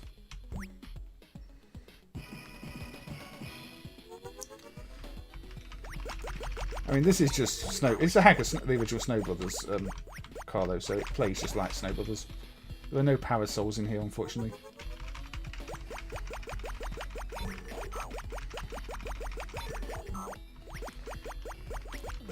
Yeah. I do think they've done a good job of redrawing the sprites. You know, I can't complain about the actual graphic work in this hack. I mean, it is a hack. It's not an original game. You know, you can't claim this is an original piece of work. It is just a hack. It was also sold as Snow Brothers 3, without changing the footballs back to snow. I mean, I think Snow Brothers 3 might be a hack of a hack, because clearly this doesn't have snow. Why would you call it Snow Brothers unless you wanted people to know you'd hacked up Snow Brothers? It's clearly made for the World Cup. Hence why it was called Ball Boy, with footballs. Calling it Snow Brothers 3 just kind of makes it obvious that it's a hack of Snow Brothers. You are well, the F1 cars themselves are the fans in that case, Cow, because that tends to be what fans do. They rotate continuously, 360 degrees, and make a lot of noise, and then you wish you hadn't installed them because your PC's suddenly louder than it was before, but not as hot, so that's always good. I mean, you get the idea. It's Snow Brothers with 3 players. And I think because they've taken the dip switches away, there's now no longer a continue feature. Well, continue is turned on, but I think the dip switches have no effect in this version at all. So you can't continue. But there you go. Quite an interesting hack.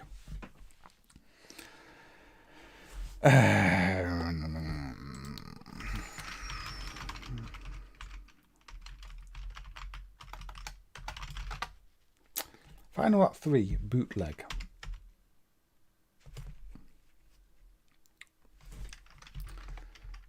What is significant about this? Well, the bootleg's got its own protection. It's a very simple protection. It relies on the PCB number being 6B. Otherwise, it sets a value in NVRAM that stops it booting. And it also relies on reading a value from another address mapped above where the protection device is on the regular Final Lap 3. Otherwise, again, it sets a value in the NVRAM which stops it booting. If both those things are correct, it boots and it runs, and it's just Final Lap 3. So this isn't too interesting in terms of emulation or playing it. But what I think the case was with this one is this would have been an unofficial upgrade kit sold by a bootlegger. So they would have added their own protection to stop other bootleggers bootlegging their bootleg.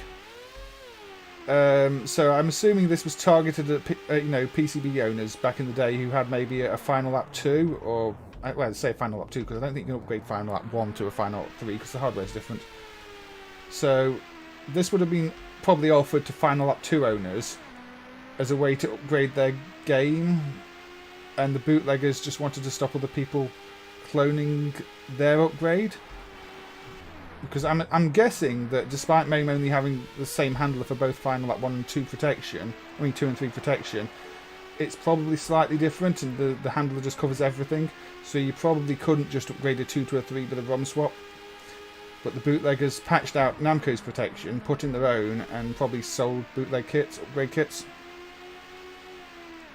Oh, it's not too uncommon, Ray Ross. There are quite a few cases where bootleggers have added their own protection after taking out the original protection. I mean, you see on console games, a lot of the Chinese original games on the Mega Drive have their own protection, even though no original Mega Drive games do.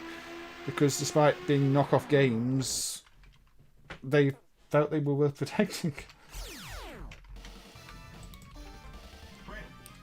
Yeah, the Pang with the battery backup, where all the code is battery backed up, and so once they're dead, they're dead. It's a bit of a silly thing to do. Probably not going to get you many repeat customers, because that's not great, especially if it dies early, and these things tended to get abused, so they're not going to last too long if slight disconnection on the battery fries them. And Capcom found that out. Lots of CPS boards dying.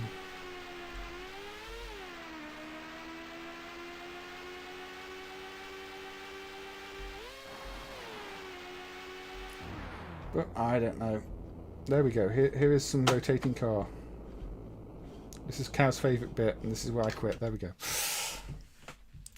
Yeah, I don't think there'd be... Yeah, I was hoping the bootleg would have different courses or something, Cow, but it really is just a protection change, so it's not too interesting. Right.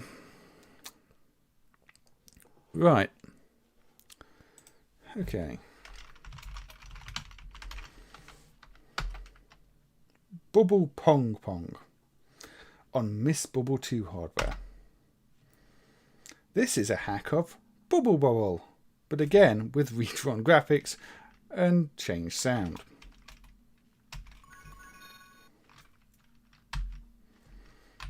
Select the first level.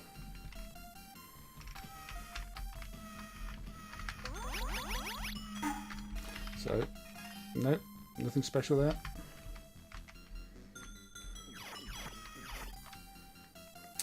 So what they've added in this apart from the 256 colour sprites, different levels, and the additional background, an awful sound, and again lots of hacks around the original game's protection, because Bubble Bobble is a heavily protected game. But this does give you a different experience. Now, unlike Miss Bubble, which is the other game in the driver, as far as I can tell, all the images used in this one are family friendly.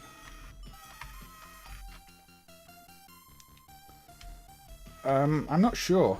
I mean, the sound system is kind of still a clone, apart from of the original hardware, apart from the additional sample player that's used for lots of things. Now, I don't know if the sprite layer and tile layer should disappear at this point. I kind of think maybe they should, but that's something to look into. I think that's meant to be the end of level preview of the image, so it would kind of make sense if everything else got disabled, but I always assumed it was just a hack of the Bubble Bobble music, but maybe it comes from somewhere else. Pac-Man certainly has a lot of bootlegs, and we might even look at one of them. Bootlegs based on lost media.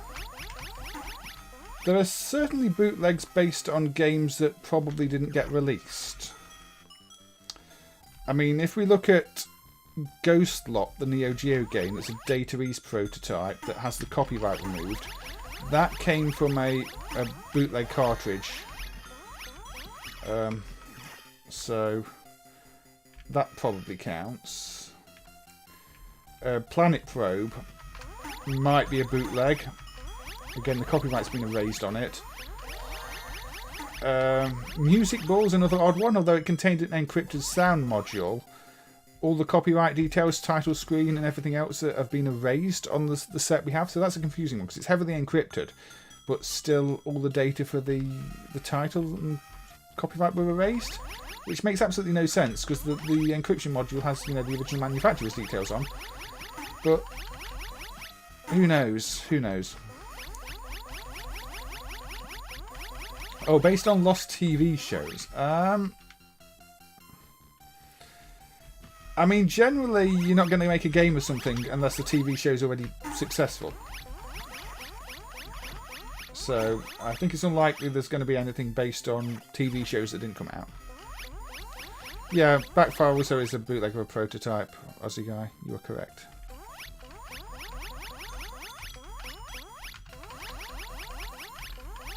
Ghosts and Goblins, Sprites and Double Dragon Sound. Kyle Hodgett's Dark Tower is the one you're thinking of, Carlo.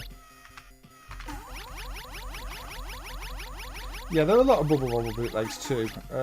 Not an extreme amount, but a lot of ones with their own levels, like this one.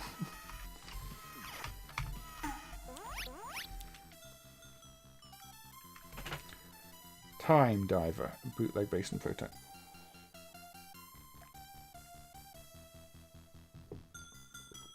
Oh, did air, but they're extremely hard to find. Probably not in the arcades. I mean, they're obviously legitimate games based on shows that really didn't last very long. I mean, how long was Cowboys of Moo Mesa on air for? It seems like quite a short-lived show.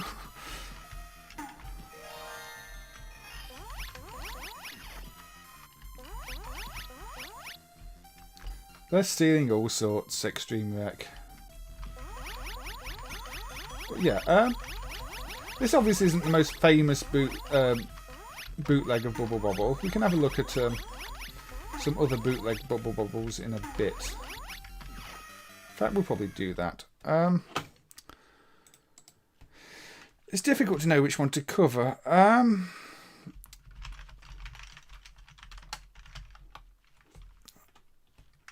I'll probably cover that one first. Now, the Bubble Bobble bootleg with the 68705. This is an important one from emulation point of view, because for the longest time we thought this was the original Bubble Bobble, and the original Bubble Bobble used a 68705 MCU. So when an unprotected version of the board with a 68705 MCU turned up, it was celebrated as if, you know, Bubble Bobble had finally been properly emulated. We'd finally got the real protection MCU dump and all that. And Santeri was in the chat yesterday saying he remembered, you know, writing upon the MAME WIP page, work in progress page back in the day about it and everything else. And, you know, everybody genuinely thought that was the real Bubble Bobble and we had the real MCU. But we didn't. It was just another bootleg. Yeah, the original one was dumped later. Because after a while, it became obvious that there were things wrong with this version of the game that could only be explained by this being a bootleg MCU. And it's a really cleverly done bootleg MCU. They've pretty much analysed almost every possible protection sequence and, you know, state and tried to reproduce it, but didn't quite get it right. Things like the randomization of the letters is all wrong, for example. And some of the little secrets aren't quite right. But yeah, it took a long time to realise that it wasn't right, and eventually, again, the proper one was decapped and dumped, and we started to realise there were other Taito cases that were similar. Kiki Kai was using the 68705 from Night Boy, which again has since been proven to not be the original MCU. The original MCU on that one is not yet dumped. Unfortunately, that's a little bit trickier to decap and dump. Same for Kick and Run, which was using the Mexico 86 MCU. The original one of that was recently dumped and added to MAME, although we do need to study what behaviour it controls in the game, because there were some bad bits in the ROM dump, and there could still be some bad bits in the ROM dump if it's controlling less than obvious things about the game. I don't know how they did it with 80s technology. I assume they had some kind of logic analyzers and brute force things, and there's lots of theories about how they did it. Now, Bubble Bobble's not just protected in terms of the MCU either. The game code itself is full of protection checks, you know, to make sure none of the code's been modified. But yeah, this version, those enemies do throw the boulder things at you, which is another reason we thought this was the proper version, because other bootlegs of Bubble Bobble, of note Bobble Bobble, which doesn't have an MC at all, they don't. Those enemies do not throw anything at you, which again does make that a unique version of the game to play. If you grew up playing a Bubble Bobble where they didn't throw those cookie things, boulder things, then that's the behaviour you might want to see. But the originals do, and this bootleg does. Yeah, this is easily one of the best arcade games ever made, I would say. Now, the funny thing is, Taito did use a lot of 68705 MCUs. It was their go-to MCU after this for the generations of games that came later, and you know they're well known for it. Which again is one of the reasons it seemed reasonable to think that the original Bubble Bobble was this version for a while, because the MCUs used on these earlier ones were more of an exception.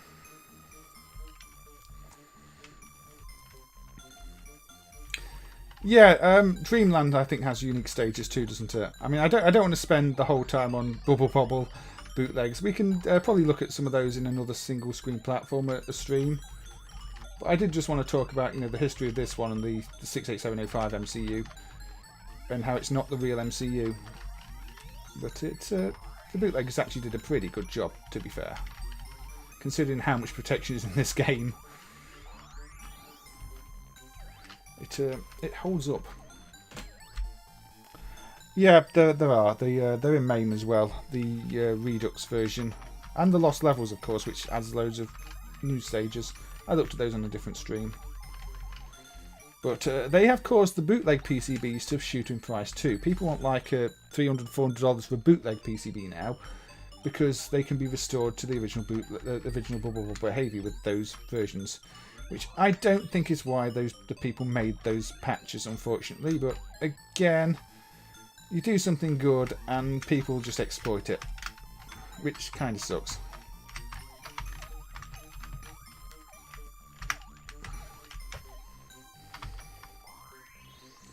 But that's kind of the arcade scene. That's one of the sad things about the arcade scene is there's always somebody trying to make money out of it. Always somebody trying to exploit anything good that gets done, and it's really demotivating.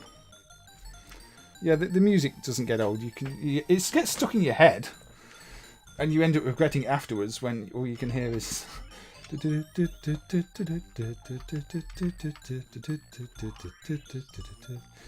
and over again when you're trying to get to sleep later. But yeah, I think the gameplay, the difficulty balance is good in this.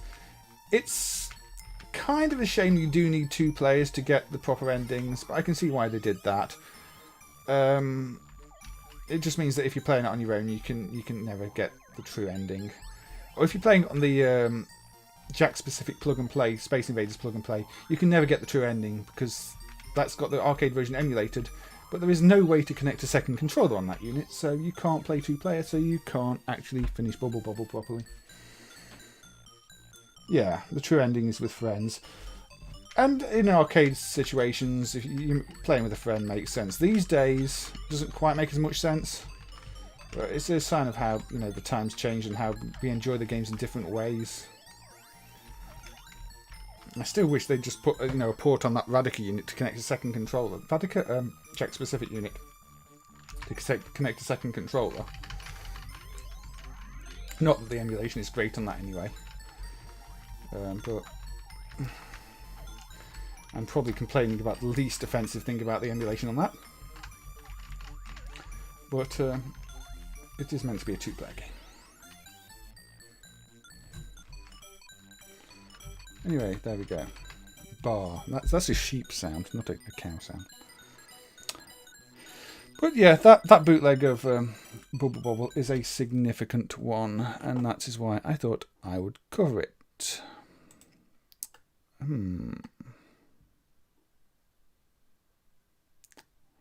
Where shall we go now?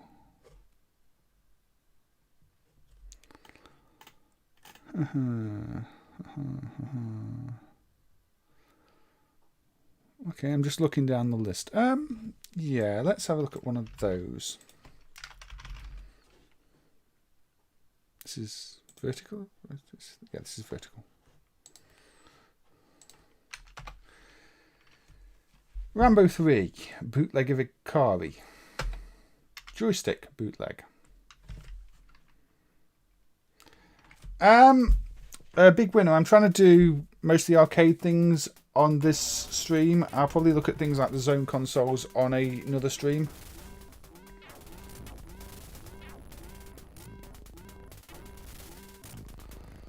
I mean, Bubble Bobble definitely has that couple appeal to it, doesn't it? But the home ports are still fun. So, this is one of those bootlegs that does away with the rotary stick and instead uses a joystick. I mean, if I still feel like doing stuff after the 3-hour mark, I might throw in some bonus stuff like the Zone consoles, because they are full of bootleg content, but they're so full of bootleg content that you know, I could do an entire stream just on one of those consoles. Now the thing with these bootlegs is a lot of people kind of like them at first. Oh, thank you TerraMap for subscribing. If you're in the channel, feel free to say hello. I think this bootleg's super difficult though. It's not uneasy if you ask me. But people like them because they play with a standard joystick, and people therefore think they're more accessible and easier. But the thing with games like Ikari is they're designed for the rotary stick. I mean, you know, when you're playing with the rotary stick, you can run away from somebody and shoot at them at the same time. When you're just playing with the joystick and it's set to, you know, fire in the direction you're facing, you can't do that. So, you know, you have to run away and you can't shoot while you're running away, which actually makes getting close to the enemies to take them out much more difficult. It doesn't make the game easier or more accessible at all. It makes it much trickier. So, you know, it's one of those things people really should look into with more, you know, analyse more before they just say, oh yeah, you know, it's far better, it makes it much easier, because it really doesn't. It makes it harder. They can be uncomfortable, but if the game's been designed to play on them, I think this game's fixed to harder difficulty anyway, because I don't remember this many enemies. Plus, hello, killing each other now. And hey, Killian Jordana, thank you for subscribing too. If you're in the chat, feel free to drop by and say hello. Yeah, a lot of rotary games did get joystick hacks. One of the interesting ones that isn't a hack is actually Konami's Jackal, where Konami released a joystick version, but it doesn't. It just feels like a less playable version of the game. Again, you can't shoot in directions you need to shoot, and it doesn't really compensate for it. I think there might be other joystick bootlegs of this that might... let me just have a look.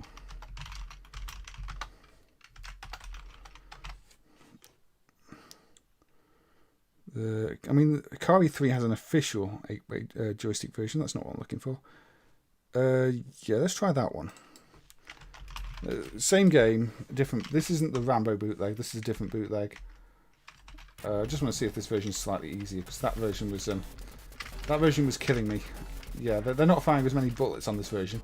That Rambo version is just super difficult, I think. Or maybe they are.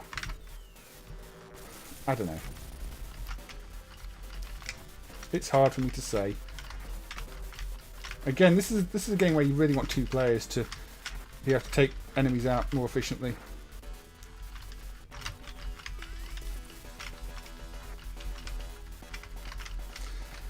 Yeah, rotary stick beat 'em ups are not great. Some people do like Ikari 3. It's never really gelled with me. I think Downtown, the Sutter game, was mentioned. That's similar, isn't it? And generally, I'm not sure. There's a few beat 'em ups like that, even non-rotary stick ones, that I struggle with. Is it Kairos? The SNK ADK one? And Mighty Guy, the Nitsi Butsu one. They're not rotary stick, but oh, I'm out of bullets. Oh dear.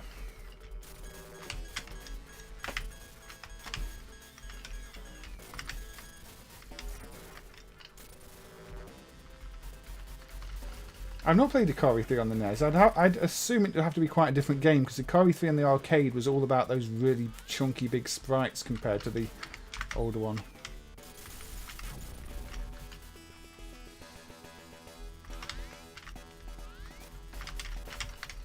Give me gas. Give me more gas. I'm powered by gas.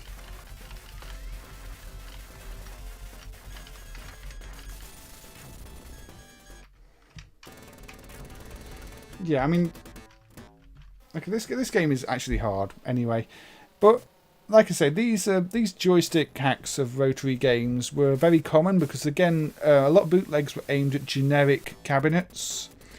And obviously a generic cabinet that installs generic games isn't going to be fitted with a rotary joystick, so the bootleggers also had to look at their audience, look at their market, look at who they're selling the games to, and the people buying bootlegs wanted cheap cabinets. They wanted these things to be as cheap as possible to install as an upgrade or a replacement to an existing game without having to mess around with the hardware too much. And I think that is probably the driving factor behind these existing, rather than anybody actually thinking it would make the game easier. It's a case of, well, the market demand was there.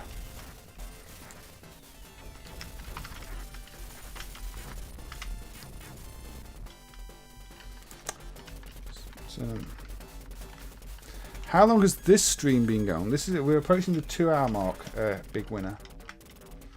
So I usually do the stream for about 3 hours, and then if I go over 3 hours, there might be a bit of bonus content, although 3 hours today will be about midnight, so if there is, it won't be much. Because I did start about 9 o'clock, so it was quite a late start for me this time.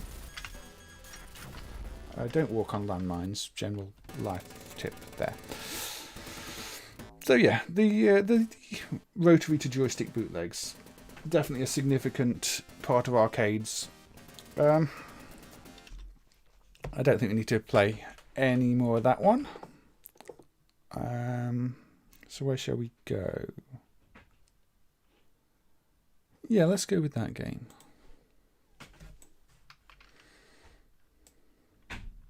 Actually, no, we are vertical still, aren't we? What's a Ralph? I don't know what a Ralph is. Oh, you're talking to Cow. I think it's probably the player name, not Rambo, but Ralph. Ralphbo. Right, this is Scramble. This is the Reben S.A. Spanish bootleg of Scramble on Galaxian hardware. And Scramble was quite a heavily bootleg game, and lots of things were bootleg to Galaxian. People used to say everything got bootleg to Scramble hardware. The truth is, everything got bootleg to Galaxian Mooncrester hardware. Scramble hardware itself was a bit fancier. It had a better sound system.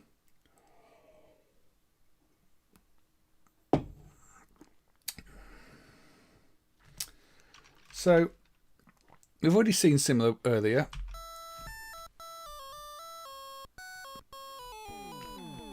That's not the Scramble tune. That is a completely different tune But the bootleggers have put in Scramble because, you know, the original Scramble audio hardware is not available here.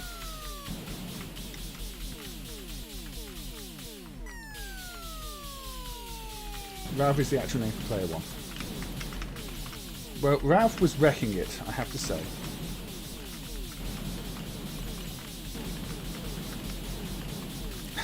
Yes, I got killed by the very first missile. I was just showing you that the collisions work on the bootleg. Or maybe I just wasn't paying attention. Yeah, Dam Busters is another Galaxian one Wolf has, so it sounds very similar. Dam Busters, I think, is a UK game. It's also one that glitches after a while in MAME because I think it just runs out of content. Also, did anybody catch who just subscribed? Because I didn't look at the screen in time and it disappeared. So, whoever just subscribed, thank you for subscribing. I missed it on the screen because I'm terrible like that. Yeah, this has some kind of continue feature.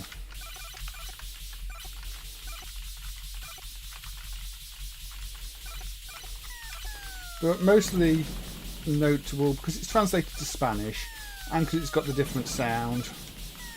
But I guess that's another area to talk about with bootlegs, which happened a lot with Spanish games. There were so many of these classic games that got translated to Spanish because arcades were huge in Spain. And it is a reason for bootlegs to exist, you know, unofficial translations. If you're appealing to a market that's not English speaking and there are no official localizations, your bootleg game might have an appeal to quite a lot of people and even be preferable over the official versions. But I think it's one reason these days localizations are taken a lot more seriously. You could fire backwards in Tower Assault if you hold down a button. I can't remember that much about the Alien Breed games on the Amiga. I don't think I actually own them myself. I think I played them at friends' houses. I remember being impressed by Alien Breed 3D. The first one, not the second one that required like a supercomputer to get 2 frames a second.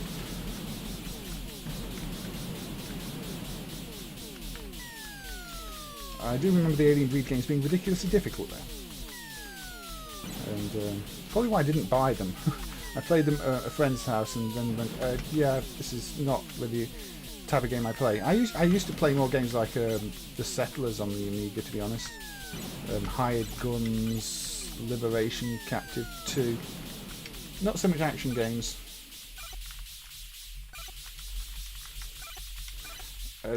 Door ajar. No, I don't think we need to be calling in Hodor or anything like that, Bob.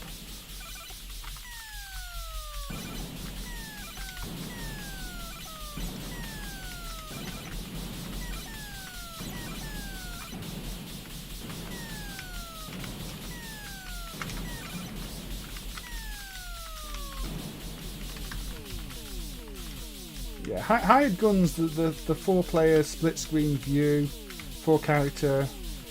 I just really liked it. I mean, a lot of it was just pushing boxes around, I seem to remember. Raising and lowering water levels and things like that. But it was a really good little puzzle game.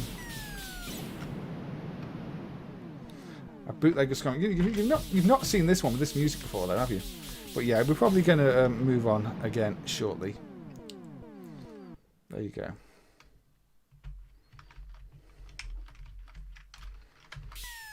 It's like, it gives you an extra life or something. I don't really know. I don't really know what it does at the end though. It's like telling you it's your last life or... Yeah,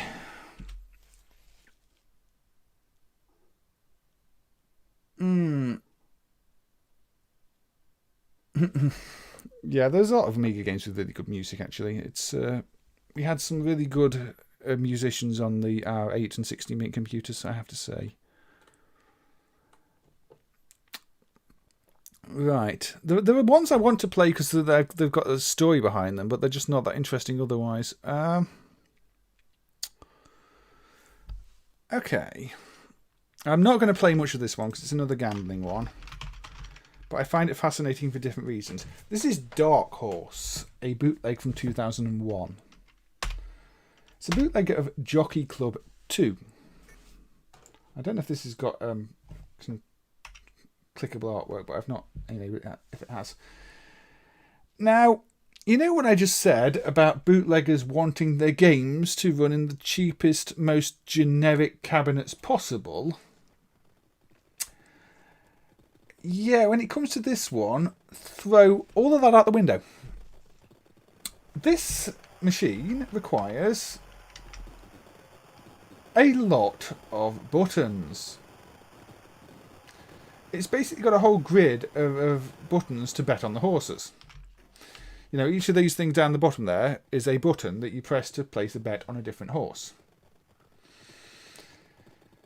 This was not a cheap generic cabinet. I don't know if these are standard control panels that you could buy and use. But yeah.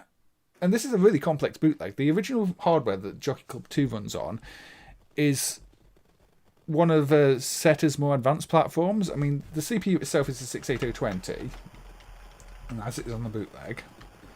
But it's got a map. Again, it's one of those where the technical side of bootlegging it must have been a lot of work.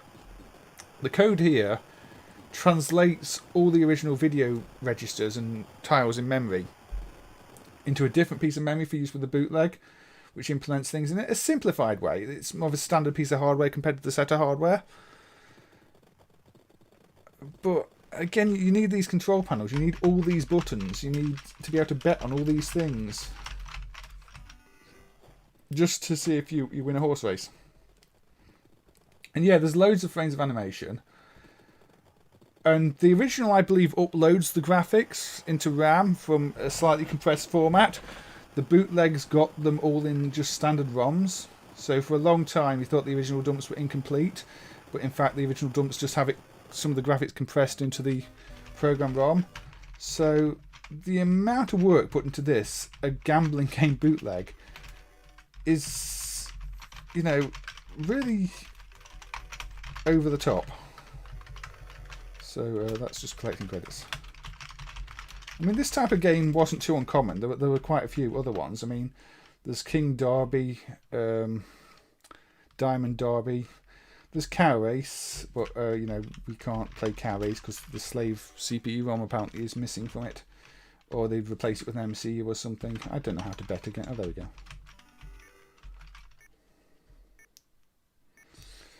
There are many NES bootlegs even here, especially the plug-and-play ones, Wolf has. You can still buy plug-and-play NES bootlegs.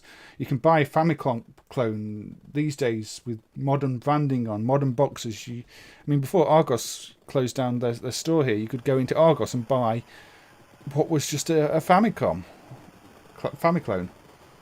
It's kind of stupid. That's how it was. Yeah, so I'm not going to play this extensively. And also, the display at the bottom there is not the game. That is MAME's artwork. So this is just in case you're wondering. But yeah, a game that to me doesn't make sense as a bootleg because the cabinet will still be ridiculously expensive. And again, running bootleg gambling games doesn't seem like a good idea. Yeah, NES hardware is easy to clone and replicate and enhance and everything else. Shall we do something that's kind of funny? This is just a graphic hack, I believe. I don't think the code has changed at all. Or this is Kandori, a Pon Poco bootleg with Mario. Apparently this was quite popular in Korea.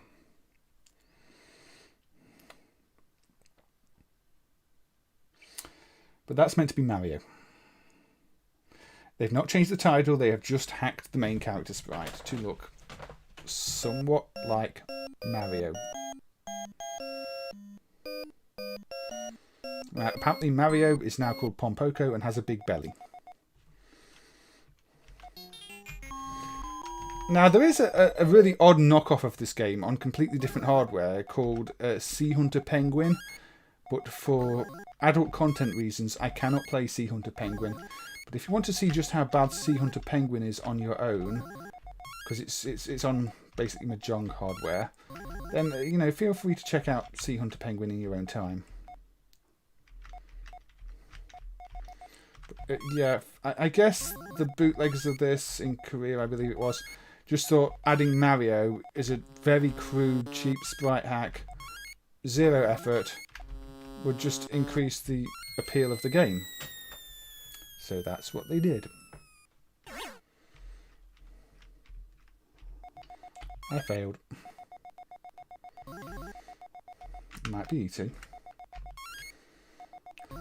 I mean, this is kind of a fairly obscure game, I'd say. People do know it, but it's from Sigma, and I think it's not one of the immediate things that comes to mind. Pon Poco. I think it was also on the NES, wasn't it? That might be where people know it from. But in some circles, it's regarded as a classic.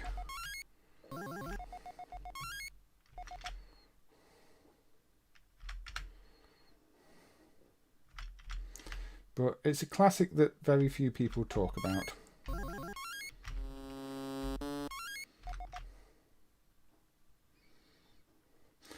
Yeah, very popular in South Korea. Again, I think this hack is from South Korea. It's, I guess it's one of those odd cultural things. Maybe it's popular in South Korea because of this hack. Because apparently this hack was in quite a lot of places in South Korea. No, you're coming to steal my babies. Or something. Or Princess Peach, who doesn't feature here. Apparently E.T. is evil. I mean, I'm not sure this is canon. Just putting that out there.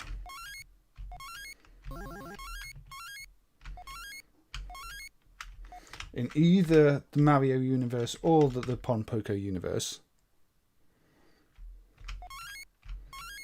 It's clearly a Steven Spielberg remix. No.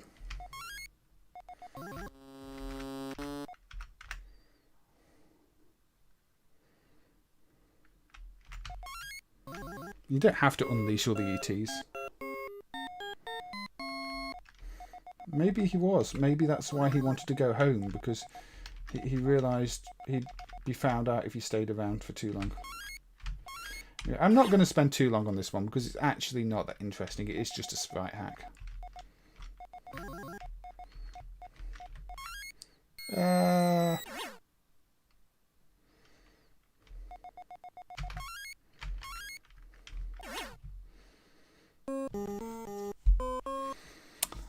So there you go.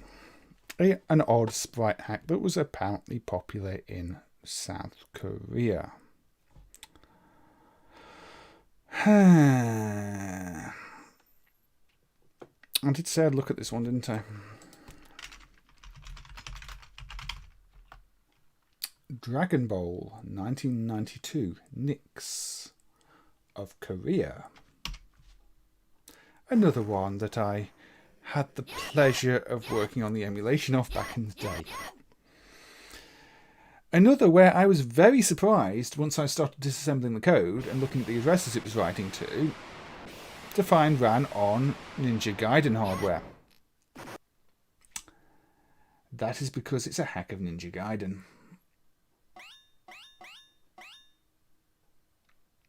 I mean, the original Ninja Gaiden arcade is not considered one of the greatest entries in the Ninja Gaiden series. This is a mess. The font gives it away too. They've not changed the font. That is still 100% the Ninja Gaiden font. They've changed all the other graphics. But no, it's not Dragon Ball. It is Dragon Bowl. Emphasis on bowl. Look at all the bowling balls. Absolutely not in any way Dragon Ball. And despite the fact the game contains no bowling whatsoever.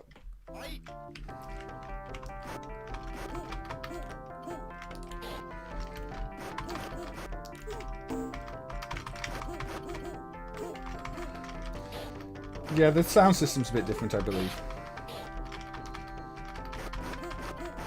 Unfortunately, I'm really bad at even the original of this.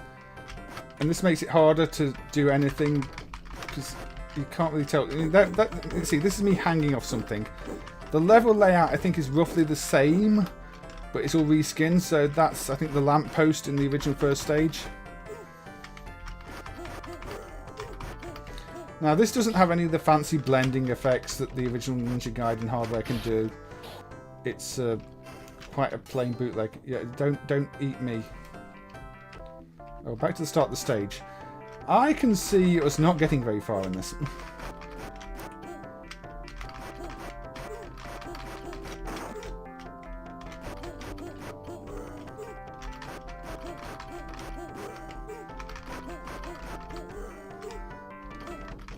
I'm not sure Dragon Ball is obscure.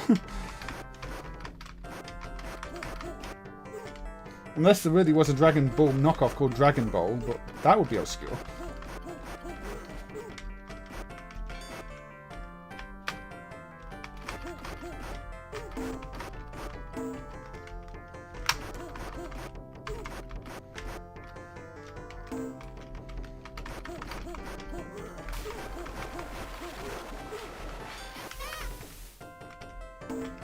Capsule dump. Not capsule computers dump, just capsule dump. Every truck has a bar sticking out the side. That's a perfectly normal thing.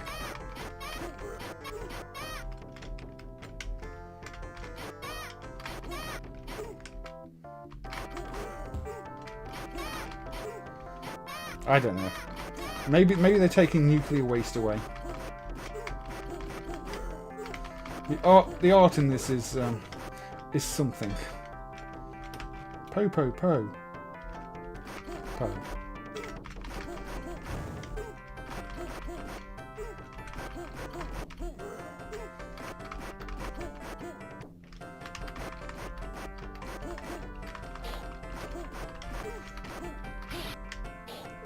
Yeah, there are different elevations.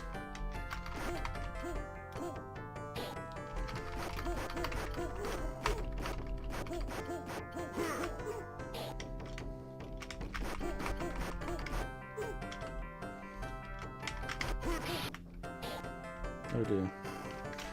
I'm back to the start of the stage again, isn't it? Oh no, not the start of the stage. That's not so bad. For some reason, I'm always reminded of B-Rat Boys. Something about it, although B-Rat Boys is obviously a far better game.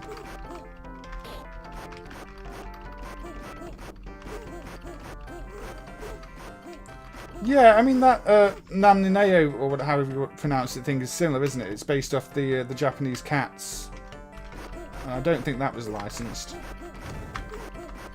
I wouldn't call it a bootleg, but I think it was unlicensed in terms of the IP.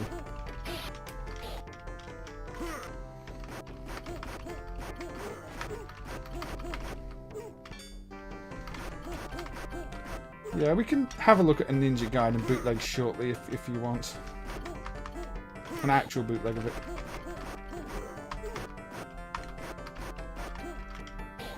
Oh dear. Taking too many hits.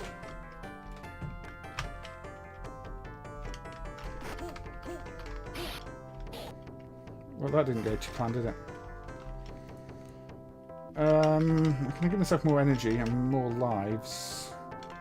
And turn the difficulty there. That's not useful. Oh dear.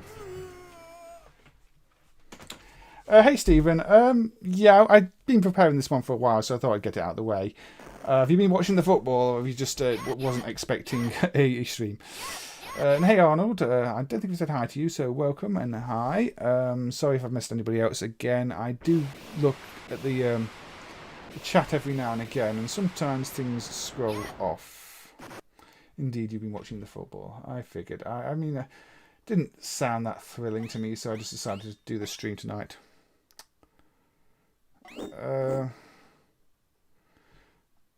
I mean, I like seeing anything based on different IPs, official or not, Extreme Rec. So, right. So that was Dragon Ball. I'm probably just going to keep dying on the first level if I play it again. You get the idea, I think. It's not too bad. It's a mess. It's sort of, well, it is bad. It's sort of so bad it's good, if that's what I mean by not too bad. It does enough to be its own thing. You were cleaning a tree front of your front yard and was not expecting a stream. Yeah, I don't always do streams 2 days in a row, so apologies to both of you. But luckily with YouTube, there is always the catch-up, even if you do miss out on the live chat. But you're here now, and you've still got another, what, about 40 minutes? Kickball. 1998. Siu Yu Yung. Another one I worked on the emulation of. Now, he does appear to be kicking a ball.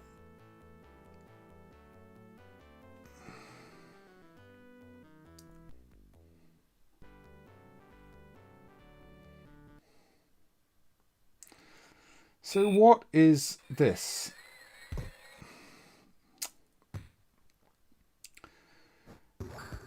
Well, it's a hack. It's another quite elaborate hack. If you think it reminds you of volleyball, that is because, yeah, it's a hack of power spikes. I did do that once, didn't I, Bob? Yeah, kick volleyball. It's a hack of power spikes. Except it's a hack of power spikes that adds an extra plane of movement, because that's exactly what power spikes needed. So now you can move up and down, but it's still the power spikes engine. And as a result, it's got some quite odd priorities, because the power spikes engine was never designed for characters to move up and down.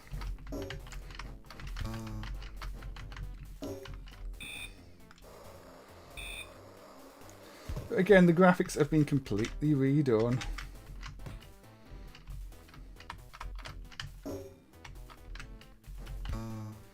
And my timing's all off, and I'm losing the match. I don't think I'm going to be doing any all-nighters. But yeah, this is something of a mess. Because like I said, the Power Spikes engine was never meant to do multiple, you know, planes. It was never meant to be a 2.5D engine. It was meant to be a flat engine. So the priority order of all the sprites is just as if they were on a flat plane. But they're not on a flat plane. And this is what happens when you hack a game up a bit too far. And also, it's very difficult to judge where you need to be.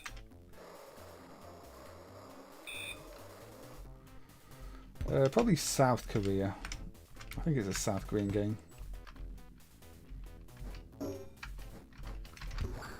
Oh, there we go. I actually scored a point.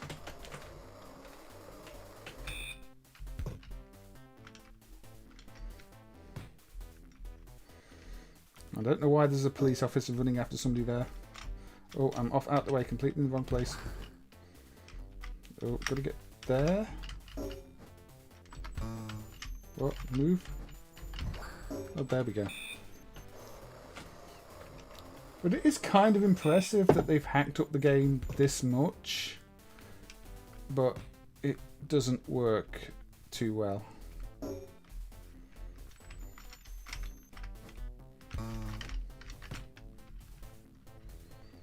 Everything about this is odd.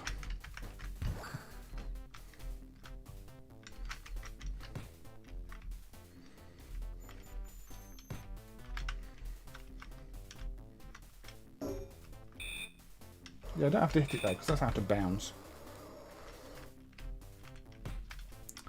It's not the only hack of power spikes either, amazingly. The other one I might have put on briefly, but I don't know 100% sure it's a safe for stream one.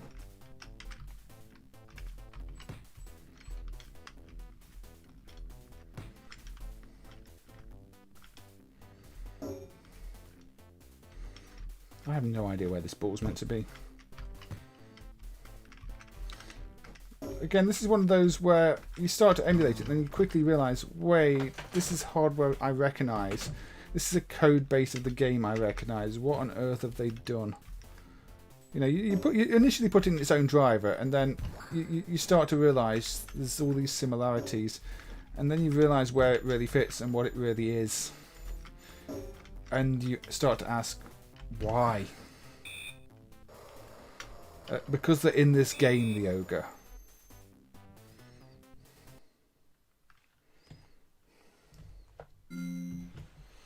Right. Yes, there is no nudity, you just get some cheerleaders.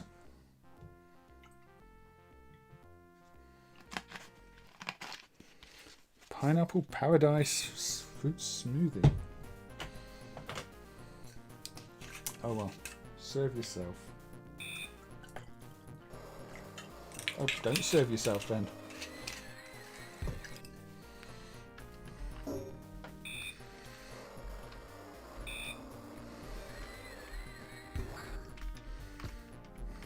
They probably just wish they were in an actual volleyball game, not this.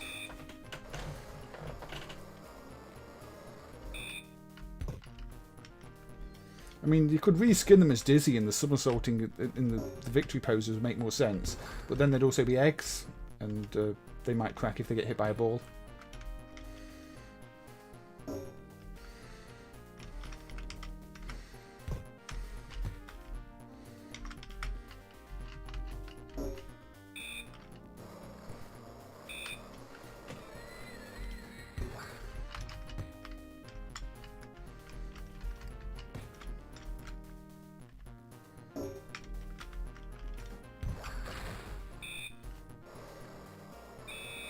I didn't get any Mousetrap references, no.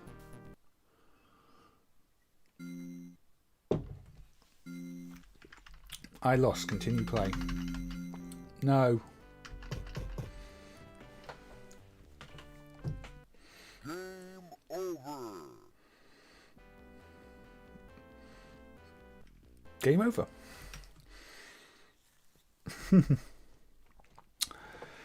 Yeah, there was another hack of it. So I'm not going to play this one extensively. It's even the it shows a little too much skin for my liking, you know, for streaming, but maybe no nudity. This is another Comad one. This is Beach Festival World Championship 1997 volleyball, where they've added a high resolution bitmap layer in to, you know, make it look all realistic. Look, Comad, and then you get this. That's like man. But this one is obviously not hacked up as much as that one. This is still obviously power spikes. The ground does look a little bit odd because the bitmap layer doesn't support any kind of additional scrolling effects. But this is closer to what power spikes was meant to look like before it got turned into, you know, a kickball.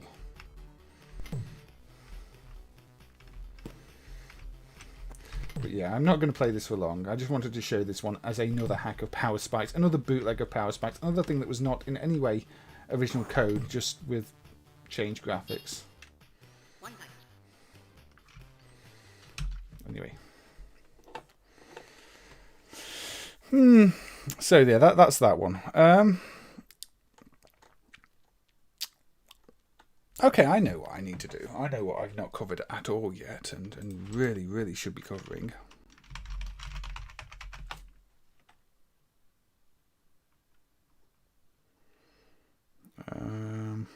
Which set is it? I think it's that set. Yeah. US AAF Mustang. The bootleg. A UPL game from 1990.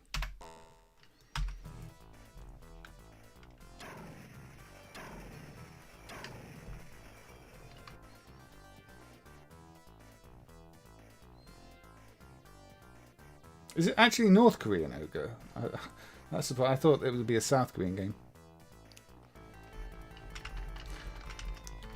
Where's the music come from?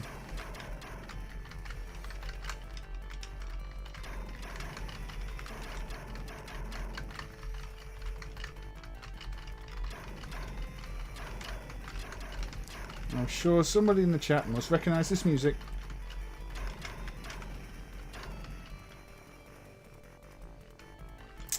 Because this is a case of bootleggers being creative. You don't recognise the music. Okay, the music here is from Raiden. It's from Raiden. It's from Cebu's Raiden. Because the original AAF Mustang uses NMK's NMK004 sound chip, which is sound processor, which is an MCU with built-in ROM, and the bootleggers were unable to dump the ROM from it, so they couldn't replicate the original sound hardware. So they got creative. Instead of, you know, replicating the original sound hardware, they took the sound hardware from a completely different game, the music from a completely different game, and just put it in their bootleg. So in this case, it is Cebu's Raiden.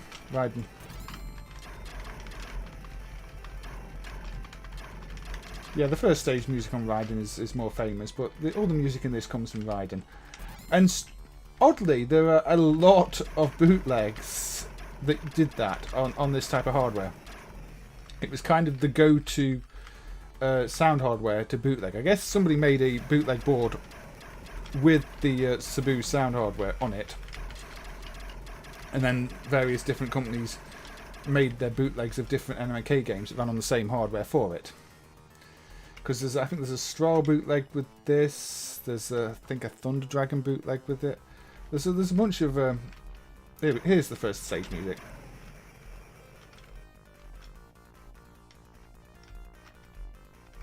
See, that's the Raiden music you recognise. Yeah, it's an NMK game. As a guy, you were correct. But you see, there you go, the Raiden music.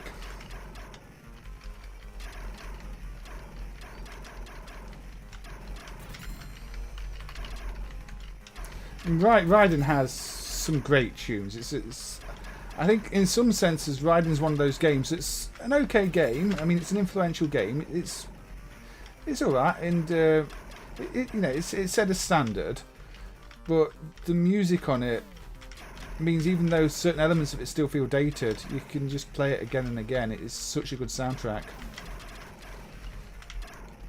And it does feel very odd playing this game with Raiden music, at least to me.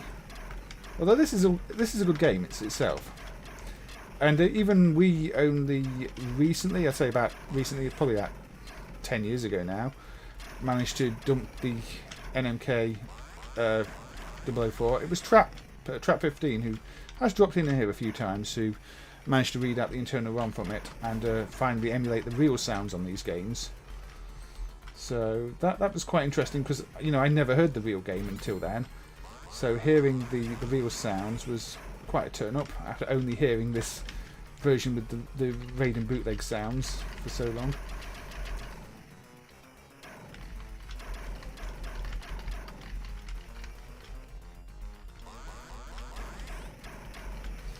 A lot of games had music inspired by other things. I mean, look at Rainbow Islands that we looked at earlier. It's the music is clearly somewhere over the rainbow, or heavily influenced by it, and that's why it had to be changed in, you know, future releases of the game, because they couldn't get away with it. It happened a lot. Some of those early Nintendo space shooters, the intro jingle is clearly Star Wars.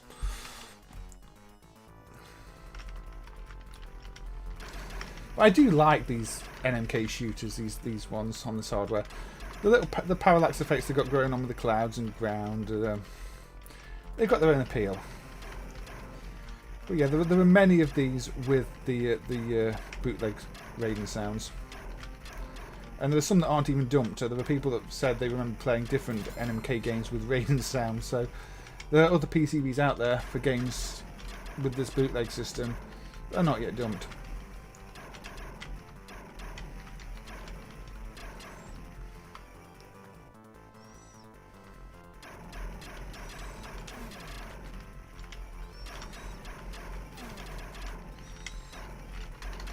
But where are we?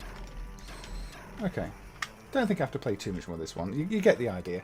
The actual game code itself isn't changed, as far as I know. Maybe a few slight modifications, but the sound system is what was interesting here, and you kind of heard that now. So I think we can move on.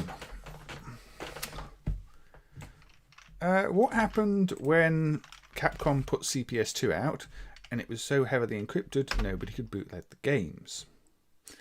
Super Street Fighter 2 was the first big CPS2 game that bootleggers would have wanted to bootleg. They couldn't bootleg it,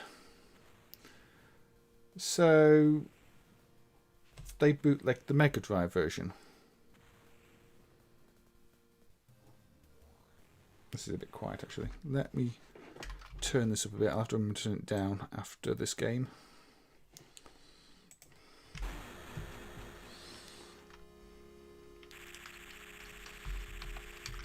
So this does actually go for all 6 buttons.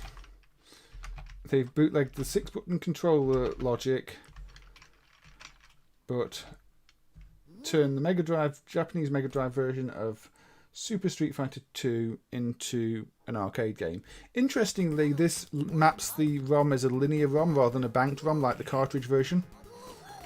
So they had to make various changes for it to work. Also, it's telling you to insta-coin.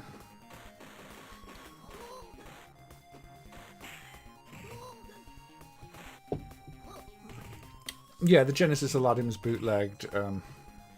Genesis Sunset Riders were bootlegged. Genesis Mortal Kombats were bootlegged. SNES Final Fights were bootlegged. But yeah, let's insert a coin, because it does have proper coin logic programmed to it. But yeah, when they couldn't bootleg CPS2, they bootlegged the Mega Drive version. Which, yeah, is kind of fascinating.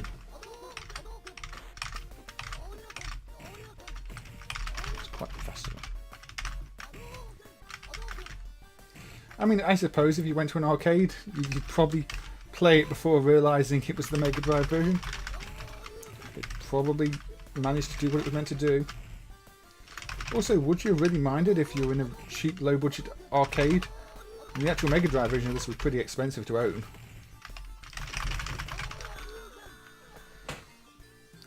It might be faster. There might be a dip switch for the speed that's not hooked up or is hooked up.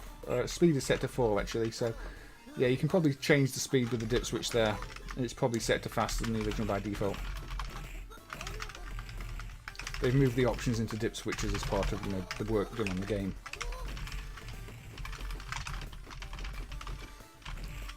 I don't know. There seems to be more variety in the SNES bootlegs, although there are a few obscure Mega Drive ones. I mean, there's a Twinkle Tail bootleg, although I don't think it runs yet. The annoying thing with most of these is they've got extra protection, especially the SNES ones. Or the SNES ones that have been hacked to only use 3 buttons. There's a Spider-Man Venom Separation Anxiety thing that the controls have been hacked to only work with 3 buttons, and block seems to have been completely removed from the game. Also, that glitches when you get to level 2 in MAME, which I don't know if is an emulation bug or just because it's a really bad hack. Oh.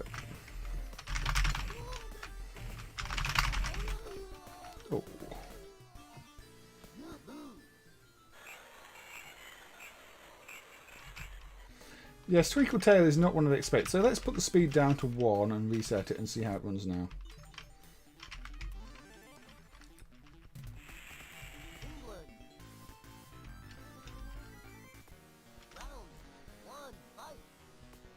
So now it's slower, you see.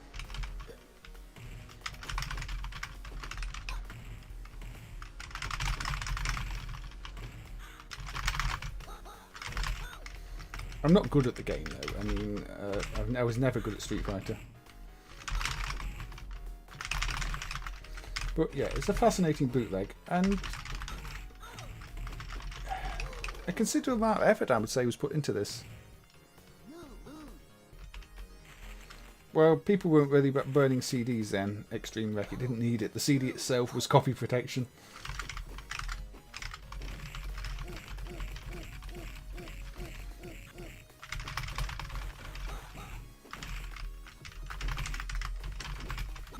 It's like cartridge games.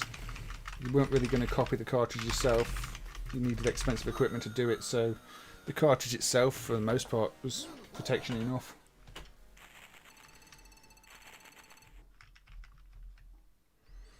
Yes, they did ZX Spectrum arcade bootlegs. I've not put one of those on yet, have I? I should do one of those next.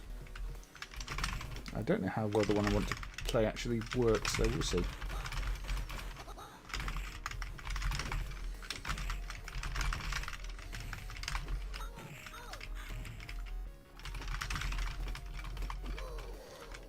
Neo Geo was one of the most heavily bootleg systems of all, Faz. There's literally no protection in the earlier carts. Most Neo Geo carts you find are bootlegs from that period, and people still charge ridiculous amounts for them. But you know, I've seen arcades with multi-slot Neo Geo boards where every cart was a bootleg.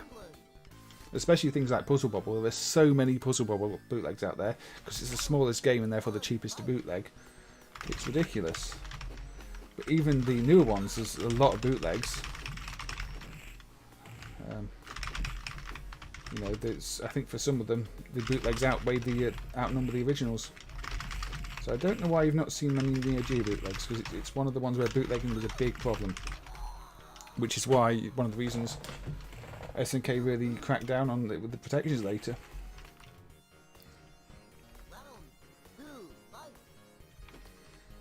Yeah, bootlegs often get used in compilations too, because the people doing the compilations are too lazy to edit the protection.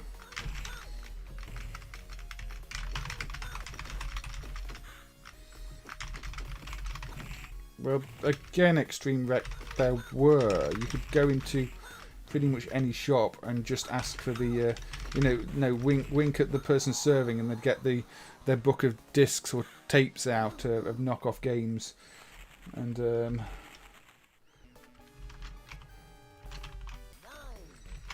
again, that's why there were so many advanced protections developed for tape copy protections and manual protections and disc protections on the computers.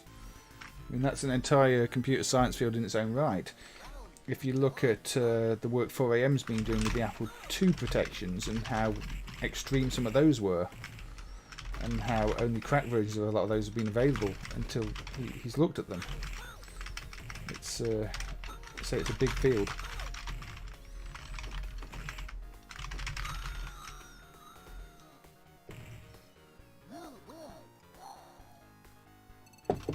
And yeah, Aussie guy, Capcom put suicide batteries on, so bootleggers bootlegged the Mega Drive version instead. Yeah, I'm going to quit this after this fight because I'm not getting anywhere. And it's probably not that fascinating. Watching Mr. Brazilian Blanca lose to Cami over and over again. In fact, yeah, there we go. Let's move on. There's loads of copy protections on the computer games Extreme Rec. Look at things like speed lock for cassette and disc protections, physical protections like lens lock, which was a disaster, code books, manual code books. I mean, I remember my Amiga copy of Worms having a code book where it was shiny black print on black pages, so you couldn't photocopy it, and it was an absolute nightmare to find the right code, even just to load the game yourself. They had protections.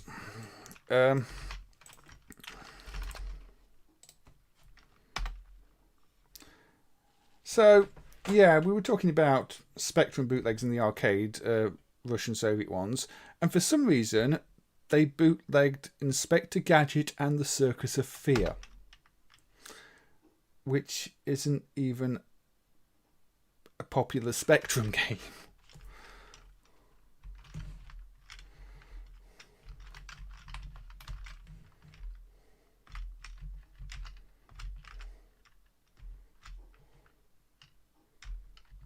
Now, I don't know if this actually works properly. I've not worked out how to play it.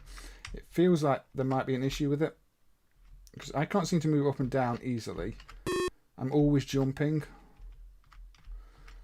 But maybe you're meant to always be jumping? I don't really know.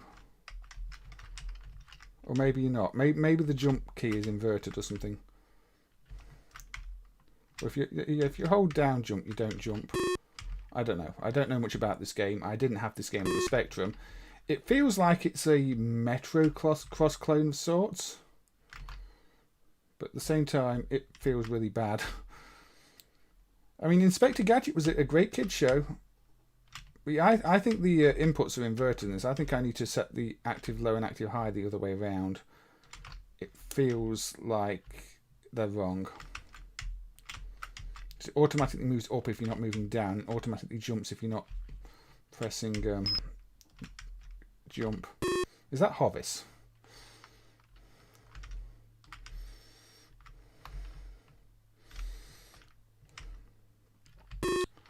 So yeah, a Bootleg, a fairly obscure Spectrum game based on a kids' TV show. That was a good TV show.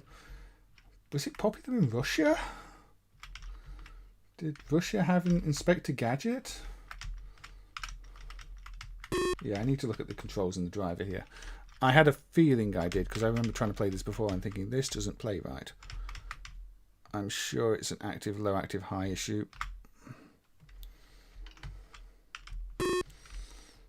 Yes, Horace did just murder Inspector Gadget when Inspector Gadget wasn't being murdered by the controls really not working properly. In fact, everything wants to murder Inspector Gadget. There doesn't seem to be any rhyme or reason to this. It's obviously done something really bad to the board of Spectrum. Yeah, this is actually basically unplayable at the moment. I need to look into the emulation. I'm sure it's a simple fix, actually, if it's what I think it is.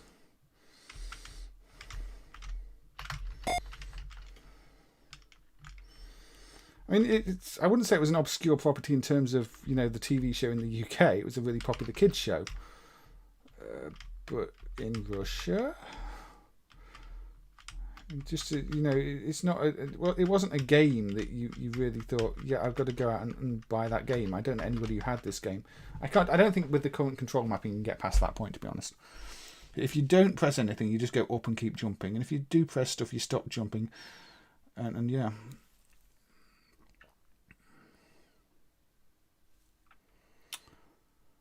Anyway, I'll have to move on because I can't play that. But yes, that was an example of an 8-bit computer game ending up bootlegged as an arcade. Right, let's have a look at this one. We're talking about Neo Geo.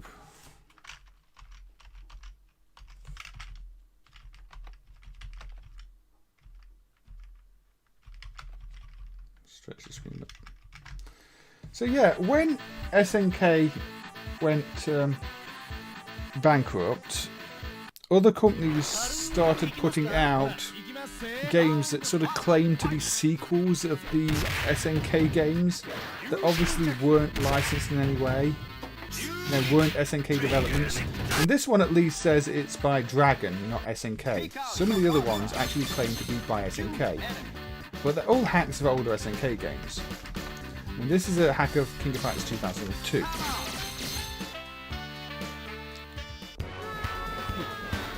But it's, you know, it's presenting itself as if it was a 2004 King of Fighters game.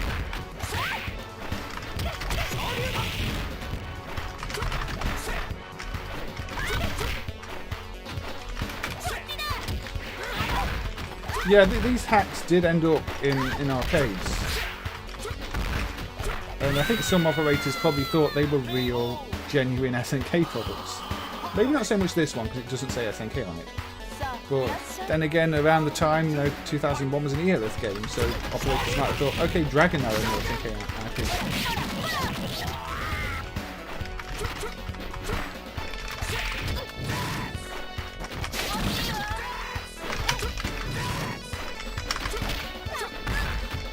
Yeah, they're curious.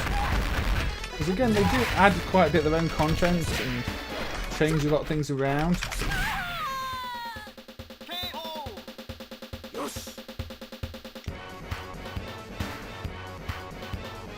Anyway, this isn't necessarily the one I actually wanted to show. I put the wrong one on. So let's have a look at a different one, but we're still on the same theme of Neo Geo bootlegs. This is the King of Fighters 10th anniversary. That sounds like something SNK might call a game they were putting out. Yeah, everything's overpriced these days, Bob. This has got the Aerith logo. It's got the Playmore logo.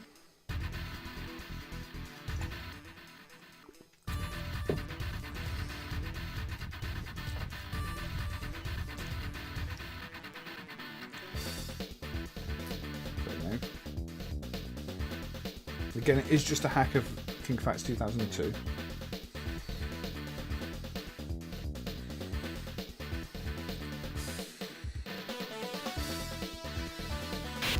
But what you see, it's got this logo.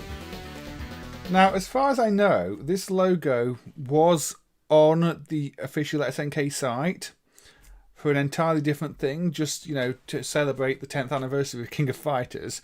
And the bootleggers took it, put it in a game, put copyright SNK Playmore 2004 Winter, and almost made this look like it was some official anniversary product from SNK. It obviously wasn't, you know, it's a bootleg. But it was presented as if it was an original product to arcades and the like.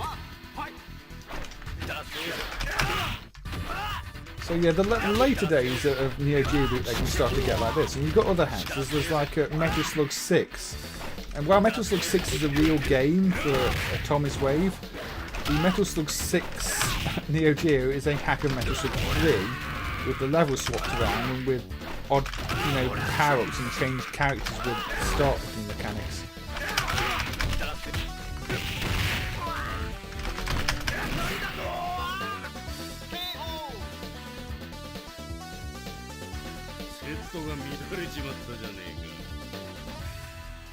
Now, I'm not going to spend too long on any of these because they're not that interesting to me personally. But it's strange the way Neo Geo went at the end of its life, and you know, the bootleggers tried to capitalise on the popularity of the system by offering new products that weren't really new products.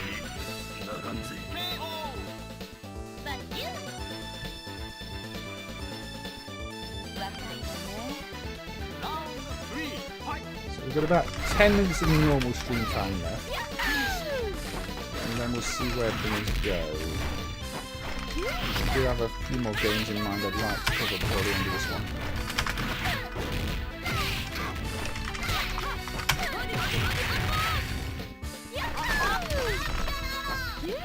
The problem is with prices, it only takes one person to list something for a stupid price, and everybody else copies and then thinks that's the price something is. It happened with the stupid TV plug-and-play dance mats and some of the other ones. They used to be about $10. Then somebody listed one of the Chinese ones for about $500, even though they're worth about $10. And then a bunch of other sellers did the same, and more sellers did that. And now even the Chinese sellers are listing some of their Chinese dance mats at like $200.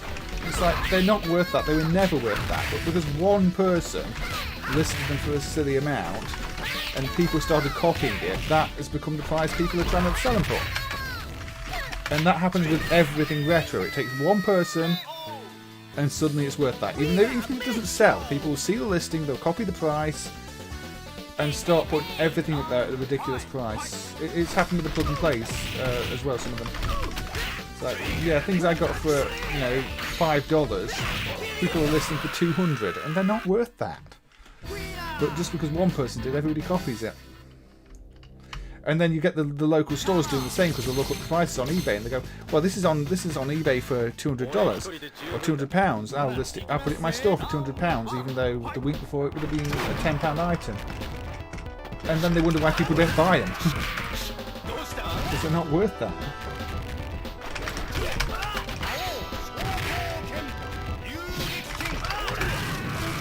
I mean, I see with the juice box stuff, some idiot has put up a listing of a juice box and a few cartridges for $200. It's like, I just bought like 30 cartridges for $30, which is a more reasonable rate for them. But somebody's just going, oh yeah, you try and get 200 of them. It's silly.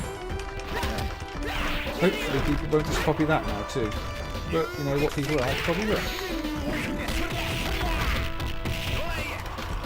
Yeah, people charge ridiculous amounts of bootleg items too, like the retro carts and say bootleg carts, and those horrible conversions of PGM games to cave games, where they've destroyed a rare and more interesting game just to make a bootleg shooter that people pay a lot more money for. It's a problem. They're doing it with SNES cartridges too, because like there's the SA1 hack of Gradius, I think it is, and people are, you know, sacrificing less popular games to convert them to that because they can sell that for more money.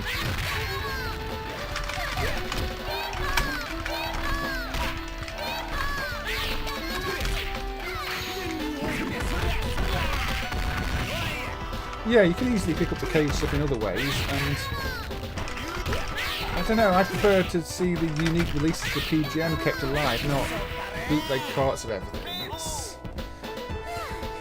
It's a shame, but that's what the market can be like. Anyway, that's sort of a King of Fighters hack that is clearly a hack. Even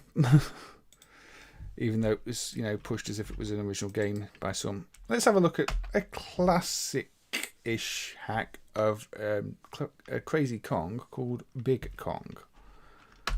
So this isn't Crazy Kong itself. This is a hack of Crazy Kong called Big Kong, which, at least in emulation circles, is kind of famous for changing the levels for a little bit.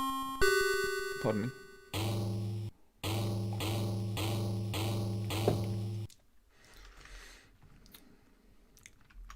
Yeah, that stuff is super rare, Cal.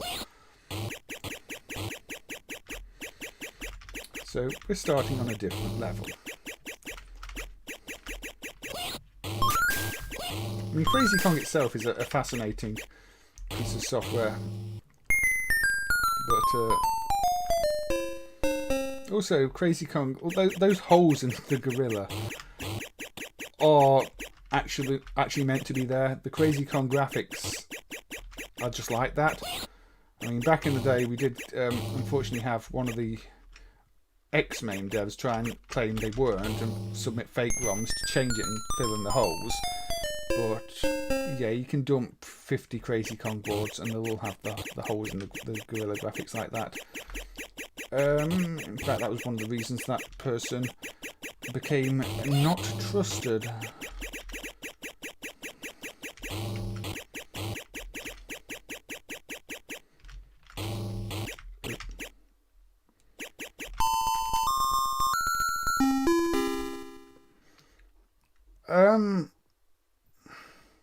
Yeah, there's lots of Galaxian bootlegs actually. I should put, what is it, Gatsby on, I think.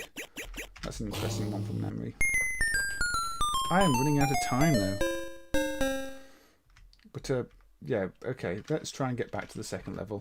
Because I forgot to mention the differences, because I was talking about the Galaxian.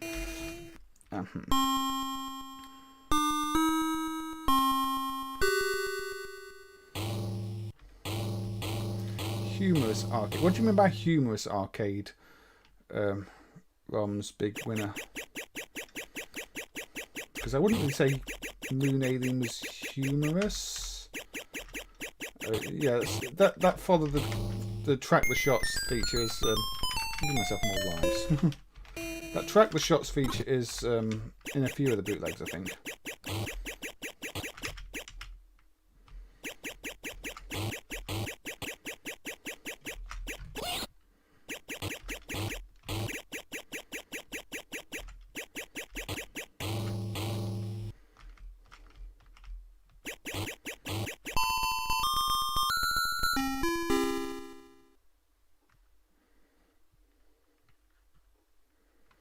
So you see, this is what's usually the first level, and the ladder layout has changed. It's got this massive ladder right there, which is a bit of a troll ladder because it's a bit of a risk going up it, because you know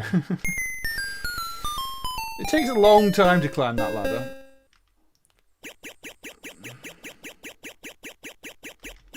It doesn't make the stage any easier, I'll tell you that much.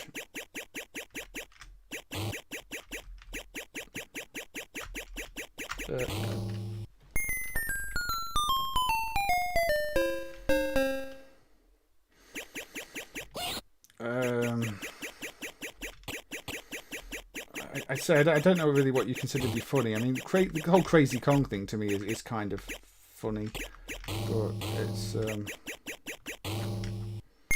yeah, I'm not very good at this. This Big Kong bootleg is incredibly unfair, but you know, there are people who have mastered the level and know exactly when to time this barrel climb. And I think if you use the whole barrel climbing, you know, barrel control techniques, you might make it. Gonna come down. Oh no, it didn't come down. There we go. But you can't just go up here because that ladder doesn't start there. You actually have to go the long way around. So, and don't fall down there.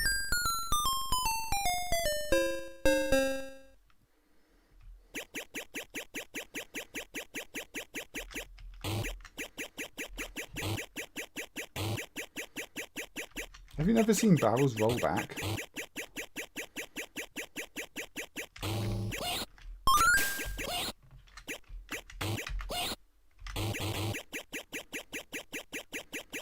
Down here. Yes, barrels roll uphill. It's just a barrel thing. Barrel law states that barrels can roll uphill when necessary in Big Kong world.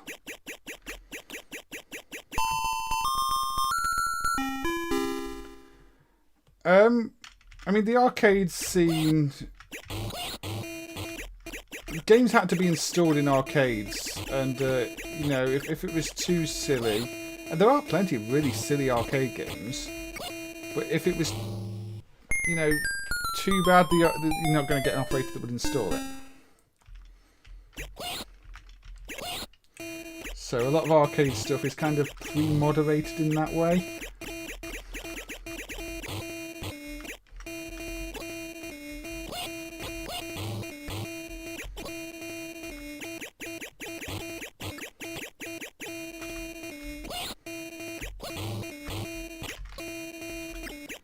But yeah, this Big Kong does feel a bit like it's trolling you most of the time.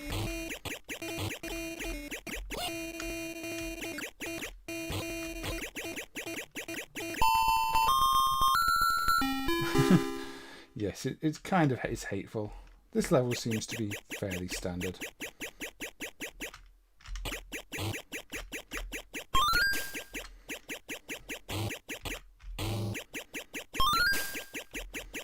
I missed your elevation joke, unfortunately.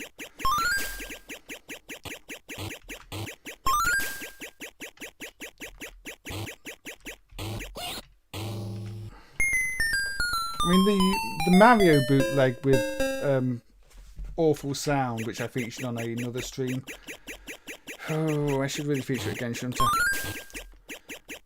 I'm already over 3 hours. It's already past midnight. I'm not doing an all-nighter. There are lots of bootlegs in MAME.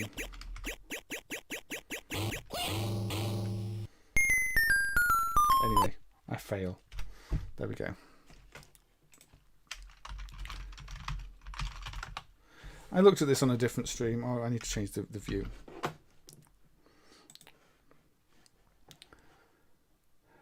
The bootleg of Mario, where the APU is replaced by a Z8T and two SN76489 chips. Cover your ears. Also, I didn't turn it down before Big Kong, so I should turn the volume down a bit, because I just realised the volume was set quite high there, so sorry to anybody. Oh, this game's then quite quiet. Okay, I will set this a bit louder, just so you get the glorious terrible sound.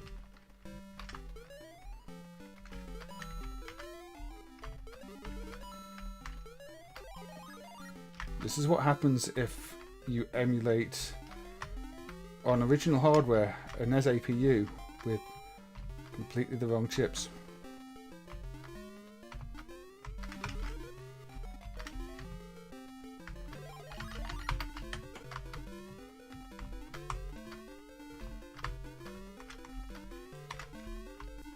The Z8T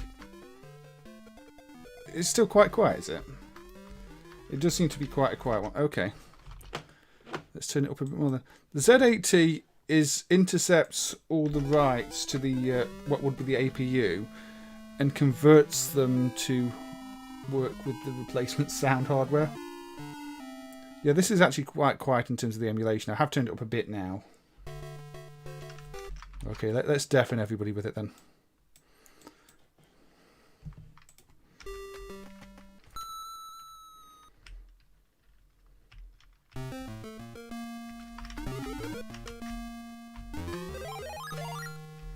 This is a legitimate bootleg that was in the arcades. I mean, it predates all the NES on a chip technology. This is a giant PCB with loads of logic on it.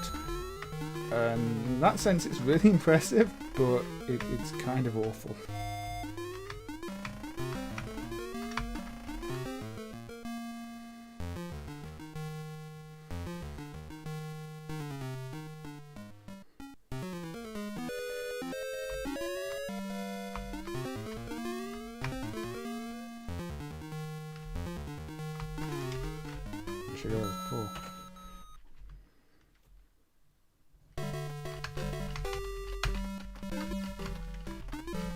It doesn't have enough sound channels to handle it properly either, so if you fire things it cuts out.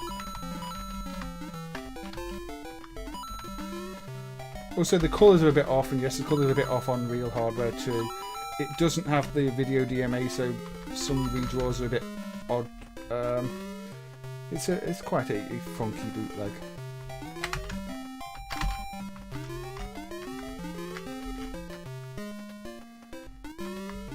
Oops.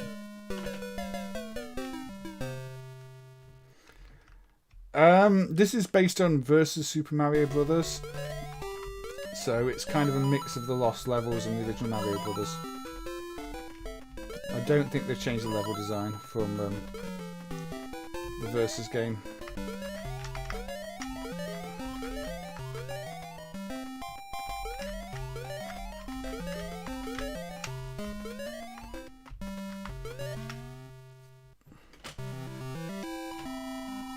Chat just ate your comment.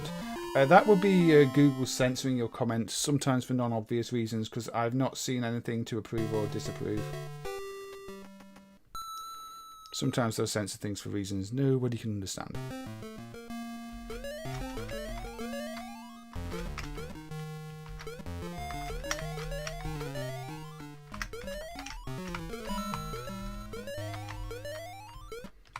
Oops. I've got one life left. Needless to say, I will not be speedrunning Super Mario.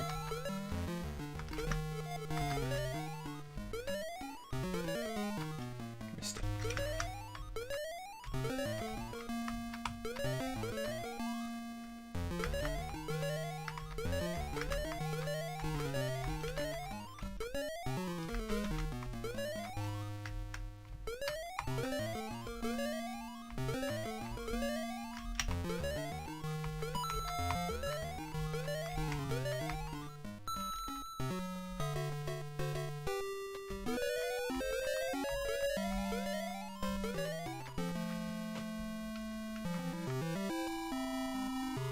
Yes, there was also an arcade port of the SNES version of Killer Instinct, Y2J fan. You are correct. I've not looked at the SNES bootlegs this time, although there are a few of them. I was thinking of doing the Venom one, but I think that'll have to be for another stream. I'm not going to get around to any of the zone things this time. I think there's still too many arcade things to look at that I've not even covered. I'm just trying to see if there's anything that I should pick out as a priority. Let's go with a hack that changes up the gameplay.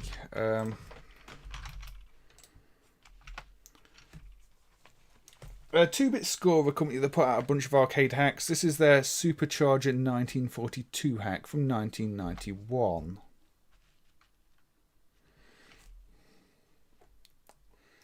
Which is apparently just called 42.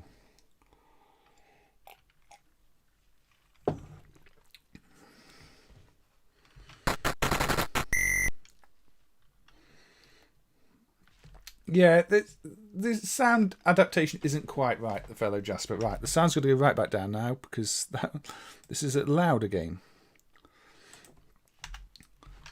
Right, so what does this change? Alright, take care, big winner. I'll see you another time, hopefully. Well, this gives you fast movement and a ridiculous auto-fire. Ooh. That's probably why it's called Supercharger. Yeah, it's a fast shot hat. So yeah, sometimes bootlegs did this. They you know, maybe the famous Pac-Man speed up bootlegs, Galaga fast shot bootlegs. This is a 1942 fast shot, fast movement bootleg, which would probably be more popular with players than arcade operators because it does make the game a bit easier, and arcade operators didn't want easy games. But there you go. It's auto fire, fast shot, fast movement, 1942.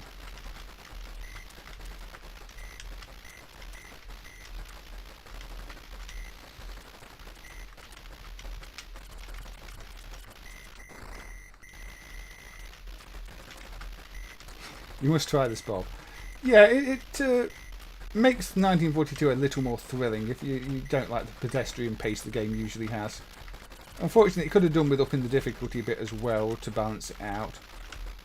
But if you want a more casual version of 1942, it's not too bad. I mean, I'm not going to play it extensively because we're at that point in the stream where I'm just going to be moving between a few games to tie things up and then call it a night, because yeah, we're on 10 past midnight here, and that's kind of late for me to be streaming.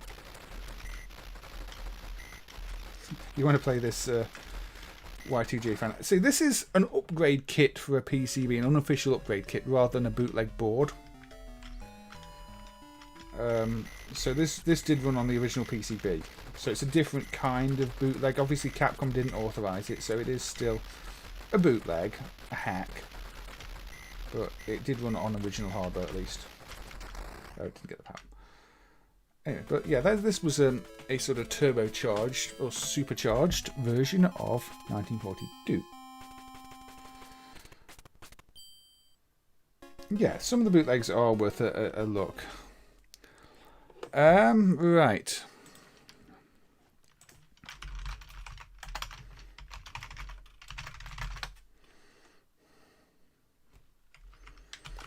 Right. What on earth is the set code here? Is it this one? Yes, it's this one. This is a hack of Final Fight called Street Smart. It shouldn't be confused with the SNK ADK game of the same name.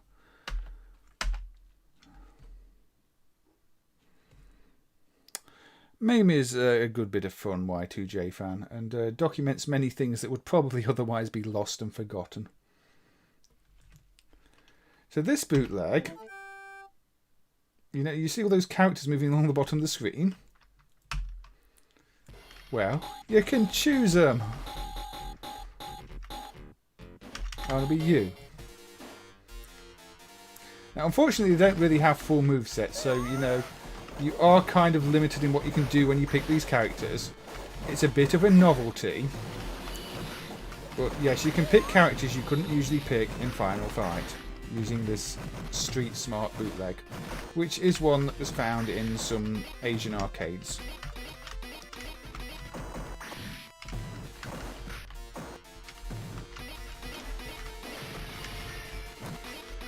You can't even use the weapons. You pick up weapons and just drop them instantly. Because there are no weapon animations for some of these characters. No, look, can't pick up the knife. It's not a good way to play the game. It's a novelty way to play the game. Yeah, I mean, I've not tried to see if that runs in MAME yet. I mean, Sega Rally does kind of run, but I don't know if his hack runs.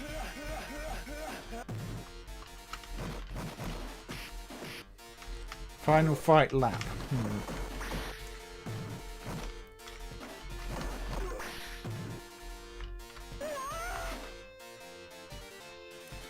Hodgets was well, I'm assuming he's still around doing things, so yeah, he's a strange person. he clearly had more self-confidence and belief in his own work than anybody else did, and was obviously very good at convincing other people that what he did was fantastic, even when most of it wasn't. One on the Amiga, and it is basically a completely different game to the arcade, and worse in so many ways for its own reasons, despite looking better. You're still here, Colin.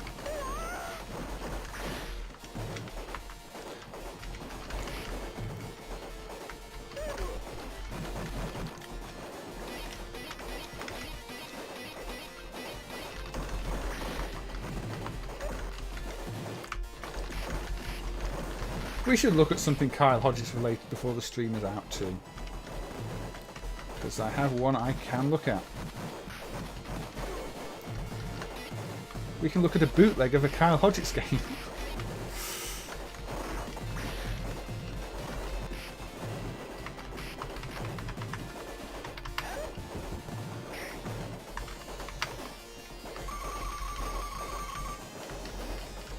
So yeah. Street Smart Final Fight hack. So you can choose any of these extra characters, but they are quite limited in what they can do. No, we're good old Ando now. Ando the Giant.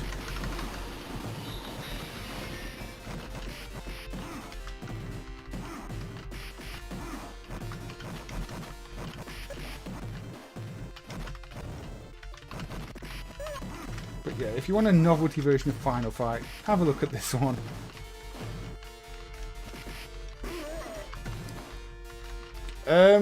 Because it would have been much harder to actually give them proper moves, whereas doing a cheap hack that has a novelty appeal is obviously far easier.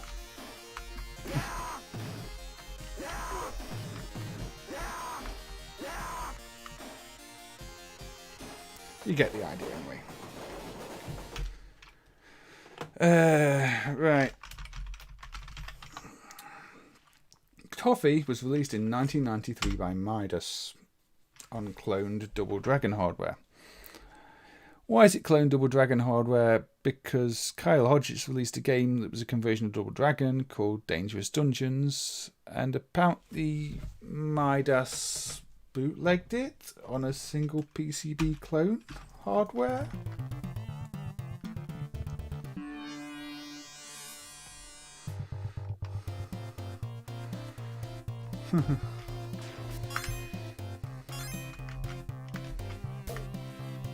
So yeah, this is Dangerous Dungeons with different graphics. Now I can kind of understand why this got bootlegged, because there aren't many Boulder Dash arcade games.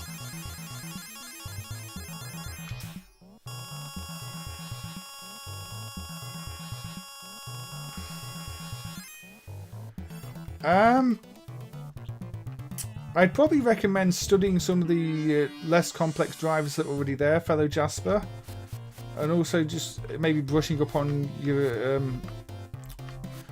assembly skills for various architectures. I mean, these days I think we really need people who understand things like ARM well, although that's obviously ARM hardware. The hardware surrounding ARM-based platforms tends to be a lot more advanced. But we don't seem to have any experts in things like ARM. But also studying what's already there, studying how drivers are structured. It's difficult to really recommend start here.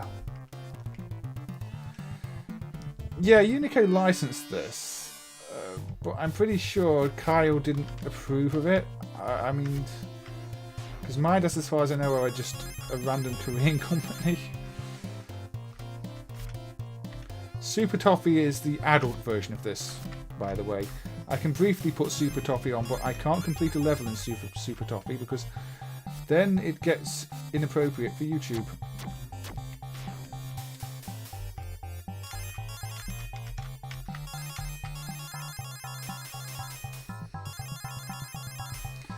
But yeah, I actually don't dislike this game. I mean, for all we say about, you know, Kyle's games, I think as far as a Boulder Dash clone goes, it's not going to win any awards, but it is actually enjoyable as its own thing.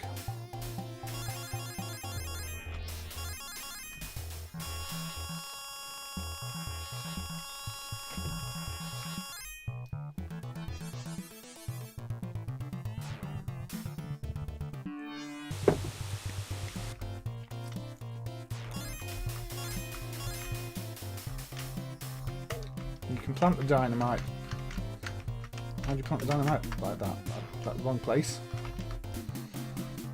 There you see. You can plant your dynamite after you pick it up and get bonus items. So it's got quite a lot of game elements to it. Although don't do that because that just gets killed. Good night, Mo. Take care. It's not a Dig Dug clone as such. Although, yeah, Boulder Dash does feel like an evolution of Dig Dug. And it's not an original Double Dragon PCB. Dangerous Dungeons itself is an original Double Dragon PCB converted. That is a custom PCB that just clones the hardware. So there was also Super Toffee, but this one adds adult content. So I can coin it up. I can give it, show you the graphics again. Again, it's had a complete graphical reskin. Now you're this cute cat character. And this almost feels like the version that was maybe made to appeal more to the Japanese audience. It's got the lips instead of diamonds.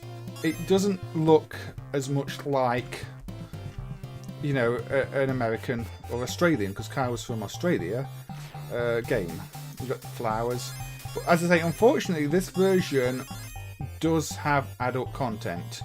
As soon as you clear a level, you get, your usual nudes. So, I can't actually play this one to the end of a level. I can just show you this. And it's got, I say, the level design's different here too. So, it does have something to offer if you play Dangerous Dungeons and Toffee. But, yeah, I mean, I can show Dangerous Dungeons quickly. But it's not necessarily a bootleg, though. But I think it does still have the Double Dragon sounds, because it's hardware. But this does run as a conversion of Double Dragon hardware. And Kyle did protect it with the 68705, actually. But this is the game that both of those were based off, which is Dangerous Dungeons, released by the Game Room. So this is the actual one that runs on Double Dragon hardware as a conversion. And you can see this is... The character art's a bit different, but this is... Toffee didn't change that much from this version. Super Toffee mixed everything up. Super Toffee is more like a sequel to a bootleg of a conversion. Whereas this is, the original conversion that Kyle did. Yeah, an arcade Comic Zone would have probably worked quite well, Y2J fan. It didn't even come out on Mega Play or anything like that. Even Gunstar Heroes got a Mega Play release, but Comic Zone, maybe Comic Zone was just too late to the market. I don't know. Oddities. Kuzmich-Egorych. This runs on Super Game 2 hardware, which is Apple II clone. Now, what I don't understand with this one is there doesn't seem to be a coin mechanism, so I don't know how the coins worked on the original hardware here. But you can press like the fire button or enter button. And you press up, and then you start in the game.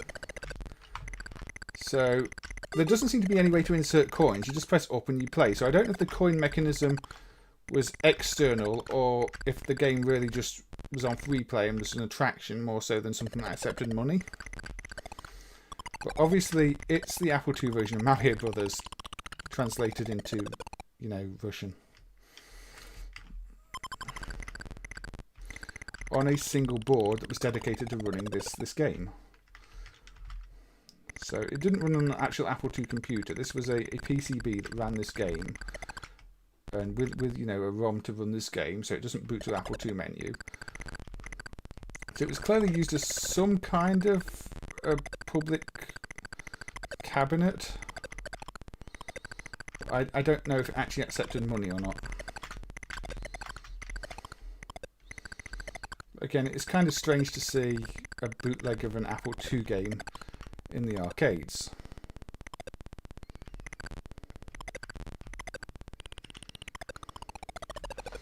Yeah, it's the Apple II version of Mario Brothers.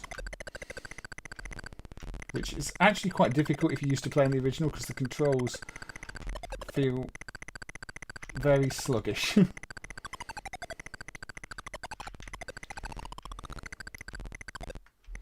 It's a me bootleg Mario. Indeed.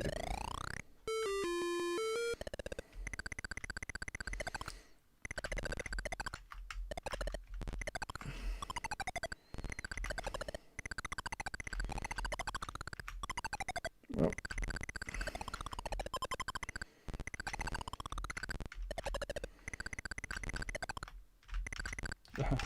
That's what I mean by the controls. I turned around too early. I mean, Mario's controls have always had this slightly annoying momentum to them, but it's what gives the game challenge.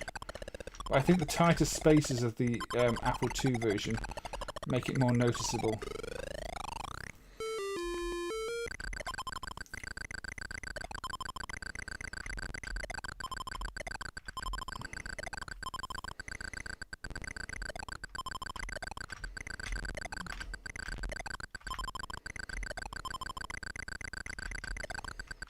Now, for some reason, you're still collecting dollars, even though this is a Russian hack. But that's fine.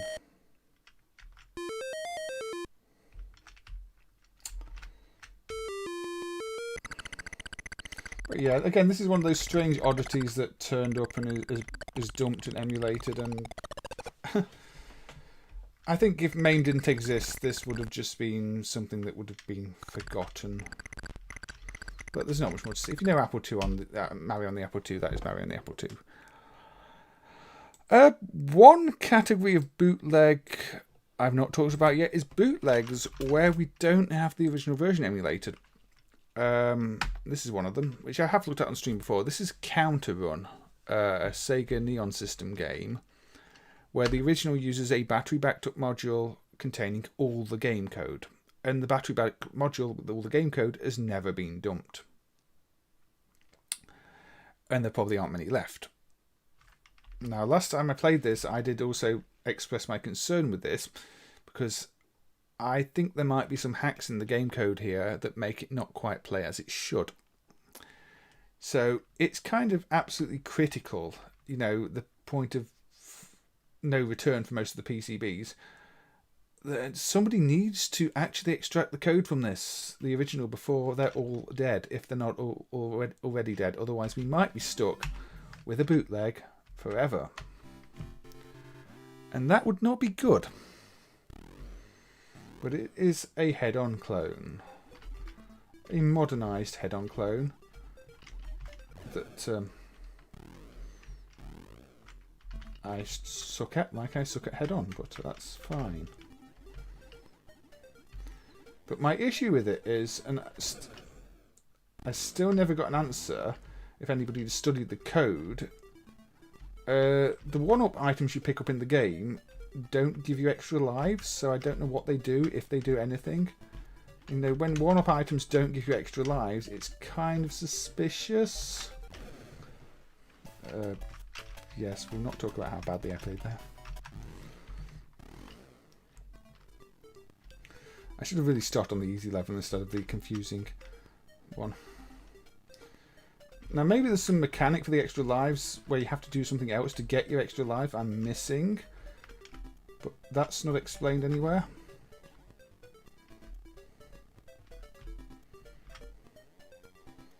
Go around the top layer. So I like how the track's got multiple layers.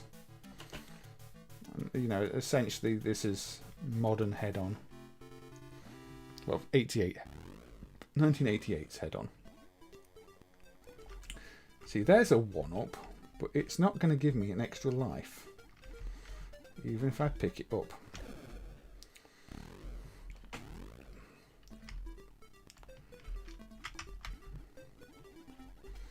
Which I failed to do anyway.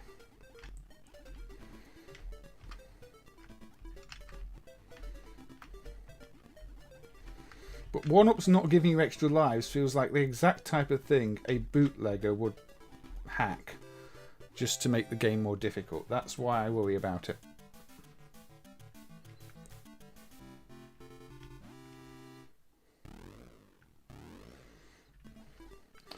Yeah, fellow Jasper. I'm not really sure what to recommend. I mean, it's probably not the best time to have a conversation in the middle of the stream. Also, look at Ferrari in the corner with an O. But, I mean, say, when I got into doing MAME programming, it was a long time ago, and I literally started out by printing out significant parts of the MAME source code and studying them when I wasn't at the computer. So, yeah, I got a 1-up that just doesn't give you a 1-up. Unless it's just really bad design. I have not played Masayo No Game Glitcher, not this time. I played it on the Mario Special a while back, but not on this stream.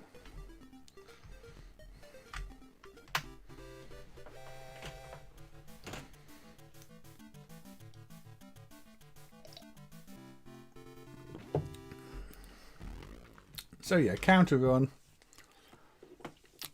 I kind of enjoy it. I don't want to play it until the original's dumped though, and the original might never be dumped. That makes me sad. Okay.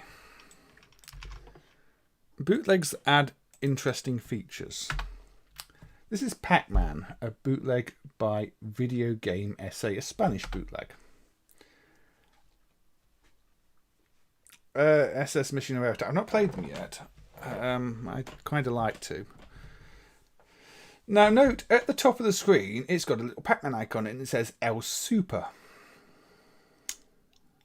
Because this Pac-Man bootleg has an interesting feature. Yes, they are kind of bad, those hacks, aren't they? They're Comad hacks. We had to look at some of the Comad hacks.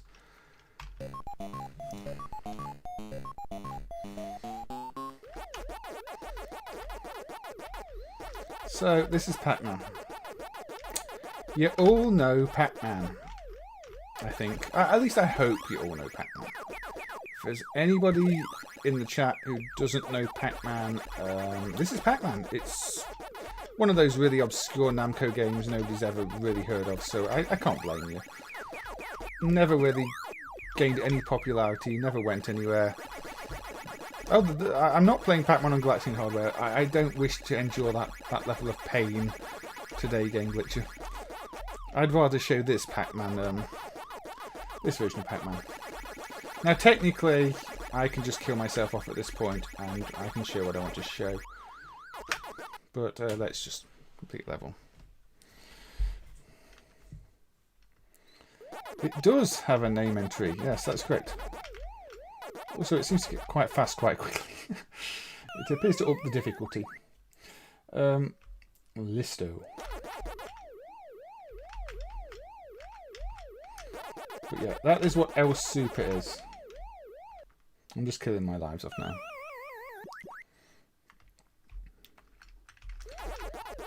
But yes, you know, they've added a creative feature into their Pac-Man bootleg.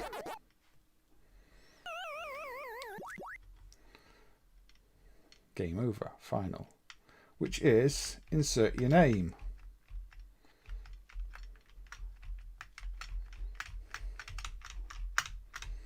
Now the original Pac-Man did not have initial entry. I mean, it's implemented in a very crude way. I mean, you've got to use a joystick. There's no button. And the scrolling is quite slow. But there we go. Haze. Final. And now Haze is El Super at the top of the screen. So there you go. It is a Pac-Man bootleg from Spain that added a high score name entry feature. Which kind of sets it aside from, you know, the majority of Pac-Man bootlegs that just change mazes, change the graphics. They didn't really always add features. This one adds a new feature to the game. It's obviously not a major thing, but if you wanted a Pac-Man with name entry, this is what you could have put in your arcade. At least if you were in Spain and knew about it. Don't think there's anything else to say about it, really. It's Pac-Man.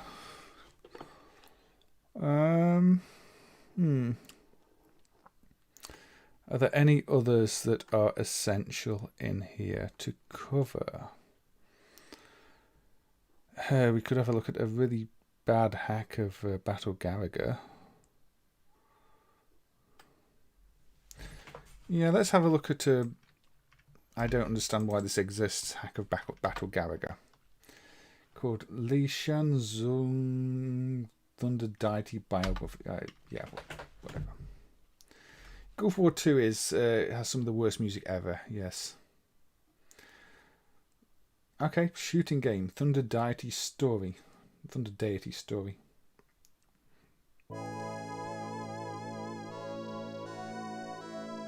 It's got its own story, apparently.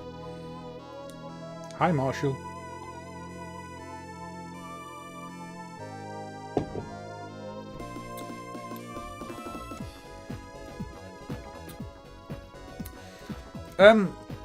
Yeah, bootleg mapper support. There are a lot of them that nobody's been interested in. I mean, some of these bootlegs I've been looking at, again, they're quite low-hanging fruit. Although a lot of them are really annoying because you've got to work out what's just being ignored because it's from the original game and what's bootleg. But yeah, things like that are potentially a good way to start. Asia version, new, turbo, melody, 1997. Let's pick the Samurai Dragon. But yes, it's quite a silly hack.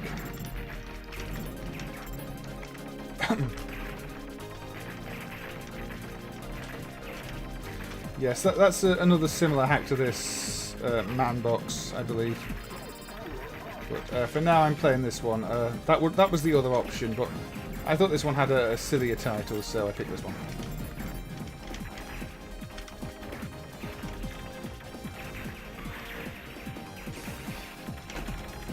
The secret code crashes the game. Excellent. Well, that serves you right for entering a secret code, doesn't it? What did you think you were going to get? Flying cows?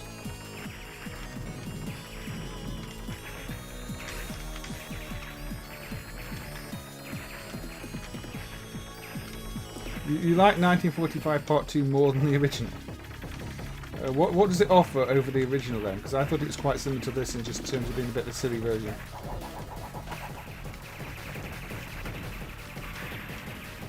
Yeah, I'm not paying much attention, am I?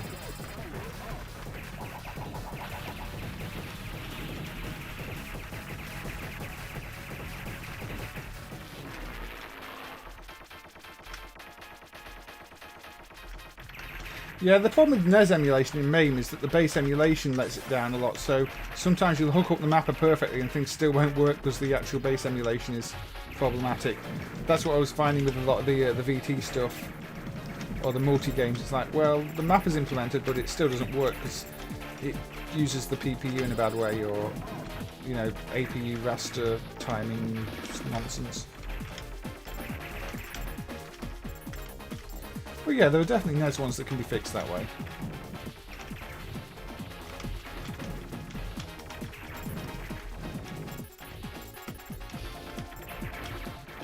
But,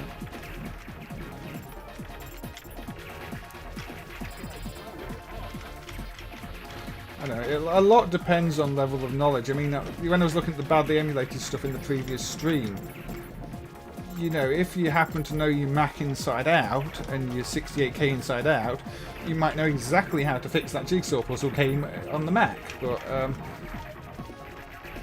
a lot of people have specialist knowledge that they're just not aware of or don't know that they can put to use. That's kind of one of the things I wanted to highlight with that stream. I mean, you don't have to know everything about everything. Sometimes a very specialized piece of knowledge on in a certain field can really help. As I mentioned, I think MAME needs a bunch more people who are experts in ARM technology, because a lot of newer platforms use ARM stuff. And I don't really like following ARM code, but if somebody can make something boot a bit more or display some graphics on the screen, I can potentially then take that work and move forward with it. But, you know, it's a roadblock. Like Arcana Heart is a fighting game that uses an ARM-based processor. And I don't think it's getting to the in-game code, but if somebody can understand the actual ARM code enough to push it forward, even if it's not displaying much, if it's actually running the main game loop, it becomes easier to try and work out how the rest work. Same with some of these plug and plays that are based on ARM. The later Jax ones, if they were to boot up fully and start running the code, I might be able to add some graphics to them. But no cow, the debug key is hard coded from the drive because it's just a cheap debug key. Yeah, I need to do an actual stream of Puzzle Loop rip-offs at some point, Carlo, an entire stream of them. Although there's some I can't cover, like Funny Bubble, because they're not really stream friendly. This is quite an interesting little bootleg. Ivian, an Hexion bootleg. Now, Hexion has got a really fancy background and everything else. This bootleg does not. Although this bootleg's not that well emulated yet because the priorities are wrong. I think the ship should be above all this stuff. But Hexion's known for its fancy animated landscape. This bootleg does not have a fancy animated landscape. This bootleg has a static image that's part of the text tile map. It also has a timer that tells you how long you've been playing, which is kind of odd. But unfortunately, without all the fancy parallax stars and ground movement, the momentum-based controls just feel terrible in this because you don't understand why they're so laggy, but when you can see the star field moving on the original, it makes more sense. But this is one of those bootlegs where clearly the bootleggers were working with much more limited hardware than the original game had. So they've just taken features out to fit their hardware and hacked around things. Yes, this is an unimpressive bootleg compared to the rather impressive looking original.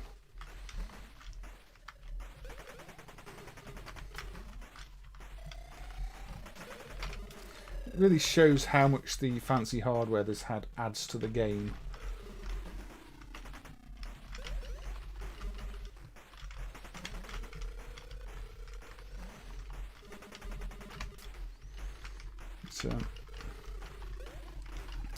We are now on 3 hours 43 minutes, so and my voice is starting to go, so I think the stream will have to be ending fairly soon. I will have one last look up and down the little list I've got here, see if there's anything else I would like to cover, but can't go on too much longer. Yeah, you get the idea. This is a significantly less impressive bootleg than the original game. It happens.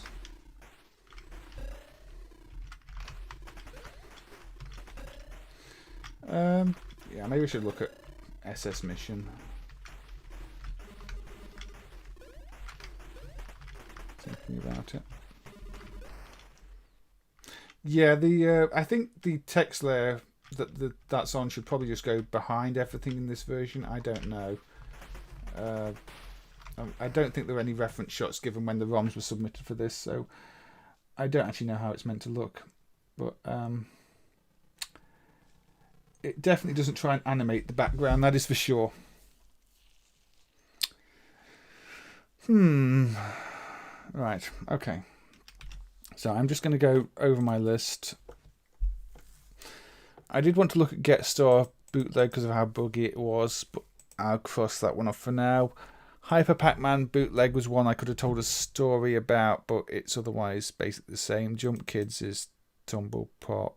Jump Pop is Tumble Pop. Oegas, I think, just has different levels. Domino Block is odd because it looks like a reworked version of Arkanoid. Yeah, I'd have to cover that one today. This one I do have to cover.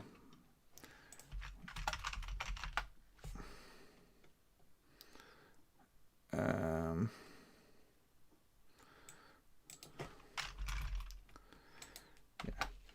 Wonder Boy in Monsterland English Bootleg Set 1. I can only do this briefly, but Wonder Boy in Monsterland, despite being a really famous game outside of Japan, did not get an official arcade release outside of Japan.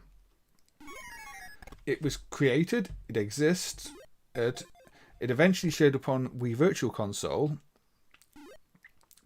Many of the home computer translations were based on the unreleased arcade version, English version, but it never actually got released.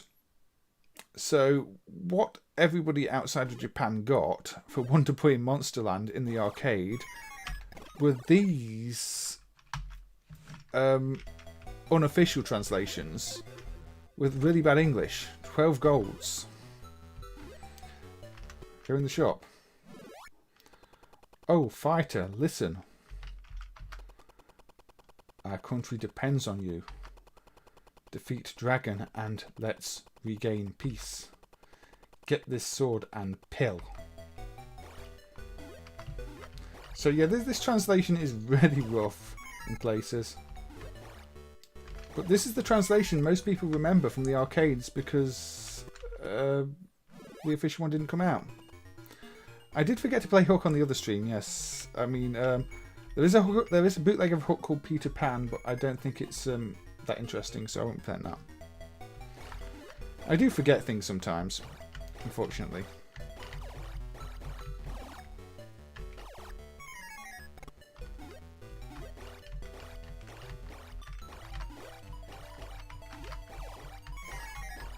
Yes, Jackson. The official localization is the same one that was used for all the home computer ports. So Sega must have given it to the people doing the developers back then, doing the ports back then, but just didn't release it. And I don't know why, because it was a hugely popular game. It's a heavily bootleg game. There was clearly demand for it outside of Japan, and Sega completely missed the opportunity to put out the proper version back then.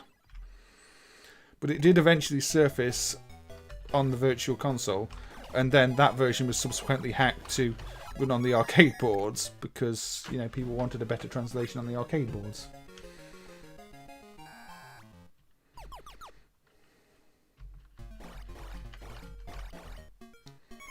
Yeah, I think Sega just weren't paying attention because this is a hugely popular game, and it's really odd that the English version didn't get proper release. What you want? Question mark. It's a really bad cloth or leather. I'll have cloth then. Thank. What? What? Just what?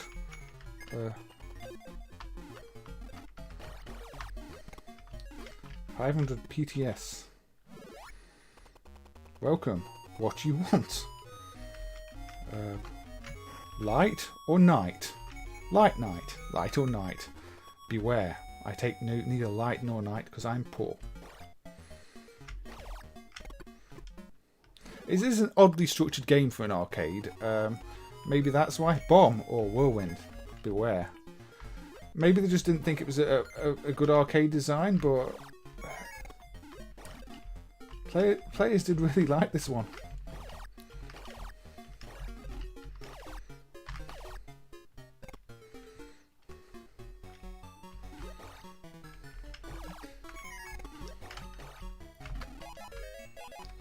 But even for the later Wonder Boy games, you know, we were relying on fan translations for them, which is, again, really odd.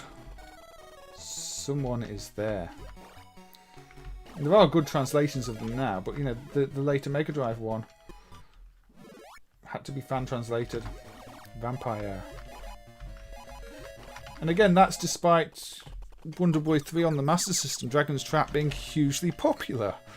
So Sega, again, it's Sega not making proper use of their IP, not realising the games people actually want and the formats people want them on.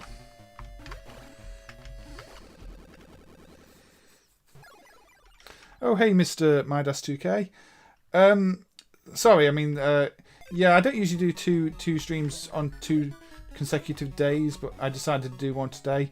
Although we are kind of approaching 4 hours on this now. We're on 3 hours and 50 minutes, so this is like almost an hour over my usual streaming time as well. So this will be coming to an end very shortly. Welcome, leather or ceramic? I can't afford either. Unheard of, completely unheard of.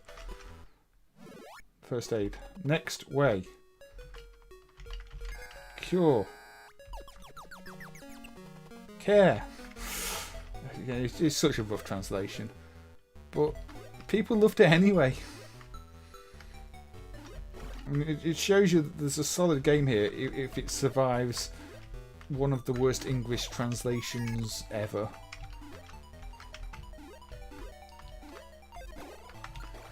Anyway, I'm not going to play that. It's quite an odd, quite a slow-paced game to play. Quite an odd choice for an arcade. Again, that's probably why Sega didn't think it'd do well here, but it did. Okay.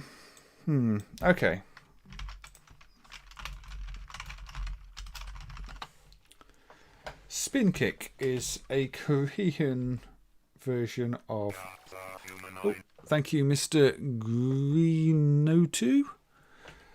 Thank you for subscribing. So HEC Spin Kick is a Korean re-envisioning of Sega's Free Kick. This was also released as Super Free Kick. And they've basically copied the game mechanics. Okay, left and right is switched around here. Hold on. Analog controls. Dial reverse on. That's better. Don't know why I need to swap that. Again, this is like, I think this is on cloned MSX type hardware. And it's like, why have you basically rewritten a Sega game on your own hardware? And the original Free Kick is one of those where the entire game code is in a battery back module. It's the same hardware as Counter Run, but for Free Kick the original is dumped. So it could be that. It could be a case if they wanted to bootleg Free Kick but couldn't get the code out the module. Even though there were bootlegs of Free Kick at the time, this company maybe couldn't get it out of the module, so they just wrote their own. But it copies the game mechanics of Free Kick to a T. I mean, you've got the whole swerve the ball mechanic, but it's just a fancy version of Arkanoid with a bonus for getting the ball past the keeper if you can. There we go, you get a goal. Modified MSX hardware with terrible music, yeah. You see, getting the ball past the keeper skips the stage. But it's kind of one of those, why does this exist? If you're going to bootleg Free Kick, and let's say they couldn't get the original Free Kick code and it wasn't bootlegged at the time, why write your own version of it? It doesn't play too badly. It plays surprisingly well. It's an enjoyable game. It's a bizarre one to see. It actually exists. And it's got some terrible art in places. I think we skipped past it, but we might see it shortly.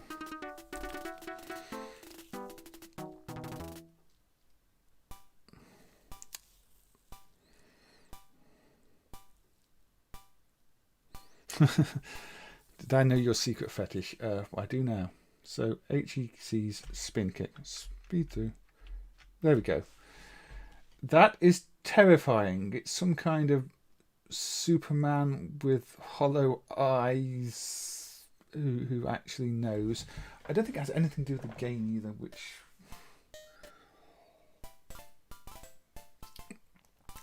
To be fair, if this was in the arcade, it's one I might have actually played if I didn't know Free Kick existed. But it's certainly a rough-looking game. A very rough-looking game. But it does play well. I mean, that's the thing. Okay, I'm going to go with one more game, because we've got 5 minutes before the 4-hour mark. It's not going to be Air Attack or SS Mission, unfortunately. I don't feel like playing those. It is going to be a shooter, however.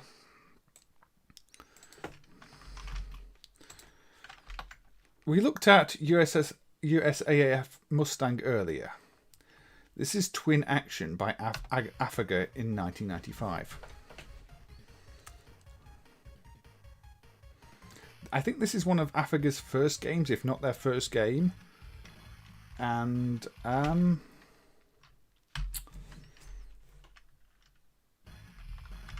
it is literally a complete reskin of USAAF Mustang. you can load these sprite ROMs into the Mustang driver, and it, for the most part, looks like this. There are a few animation frames that have been changed around, so it doesn't quite work. But yeah, this is a complete reskin of Mustang released as its own game.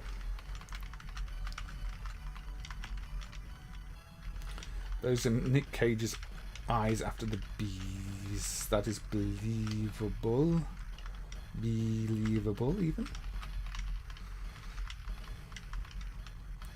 You really didn't like those bees. Wasn't that scene only in like the director's cut of the movie too, even though it's the most famous scene in the movie? I seem to remember being told that. You are very late indeed, System 11. This is sort of this is 55 minutes after the usual stream end time. But there are so many bootlegs, hacks, and knockoffs, and this is why I've said, you know, I wasn't going to cover any of the console or plug and play stuff in this episode, because even with just arcade games, there's so many I haven't looked at.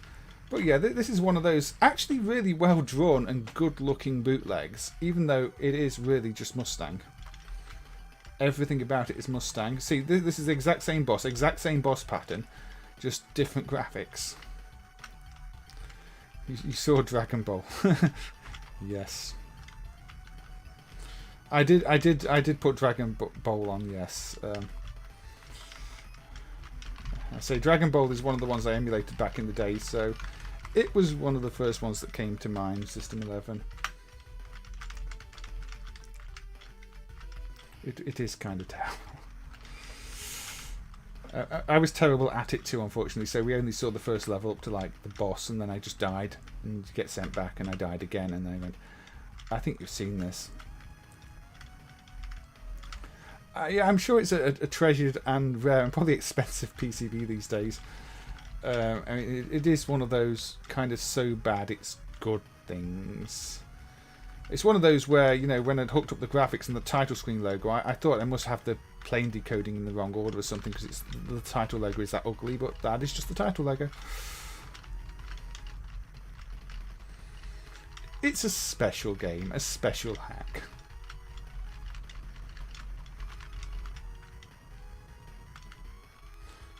Oh.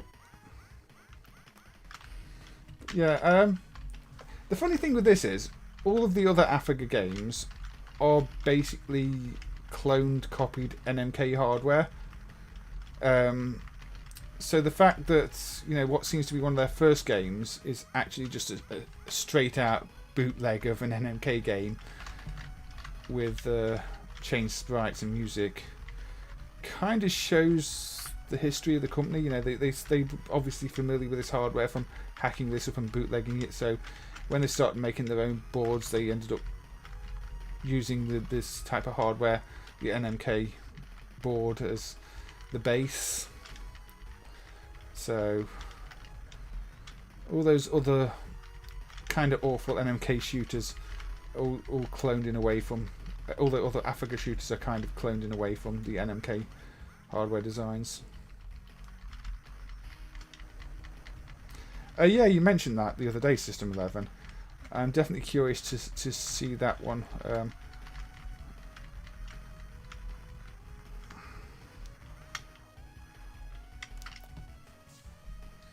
Are you going to do a write-up about it on your own site?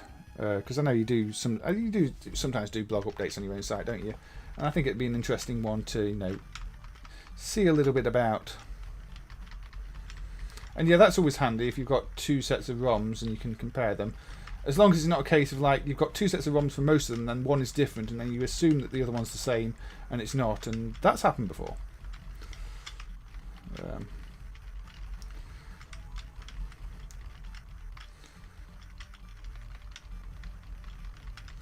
But yeah, you still have to dump everything just in case, but it does give you that extra level of confidence when they do match.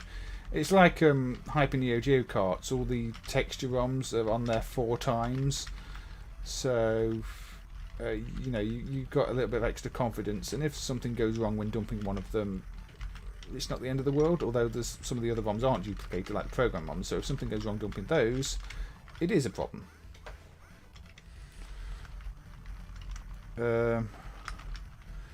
CK CK2605. I've never heard of a CK2605. Hopefully it's nothing too important, but maybe it's going to be some kind of IO MCU, who knows. Anyway, we are over the 4-hour mark, so I'll be closing this and I'll be switching to my other view. Because, yeah, I can't keep going and going and going. It is 4 hours into the stream. It is 1 AM here. Some kind of PAL PLD thing. Hopefully not too hard to emulate. It sounds like something that might not be too significant for the emulation then. Which is good for us, at least. But obviously, if you want to dump something in case you need to repair one later, not so great for that. But yeah, it's been a long stream. It's been a stream full of quite awful bootlegs, some fun bootlegs, some significant bootlegs, some with stories behind them. Plenty I didn't get around to doing. They say there's at least another hour or two of content I could have got from these. I didn't even get to do the Taito do Brazil stuff. Or SWAT Police, my favourite. We stole things from everywhere game. Or Flying Shark, because everyone wants to be a flying shark. Anyway, there's plenty more. I might do another one of these at some point. Yeah, it's always worth asking around System 11. Not the dumping side of things, not really my area. I do the emulation. But yeah, say thank you to everybody who's been here. I can't possibly scroll up all the way and say thank you to everybody individually, but you know, it's been a nice, busy chat, and it's good to see everybody having a chat and everybody talking amongst themselves too.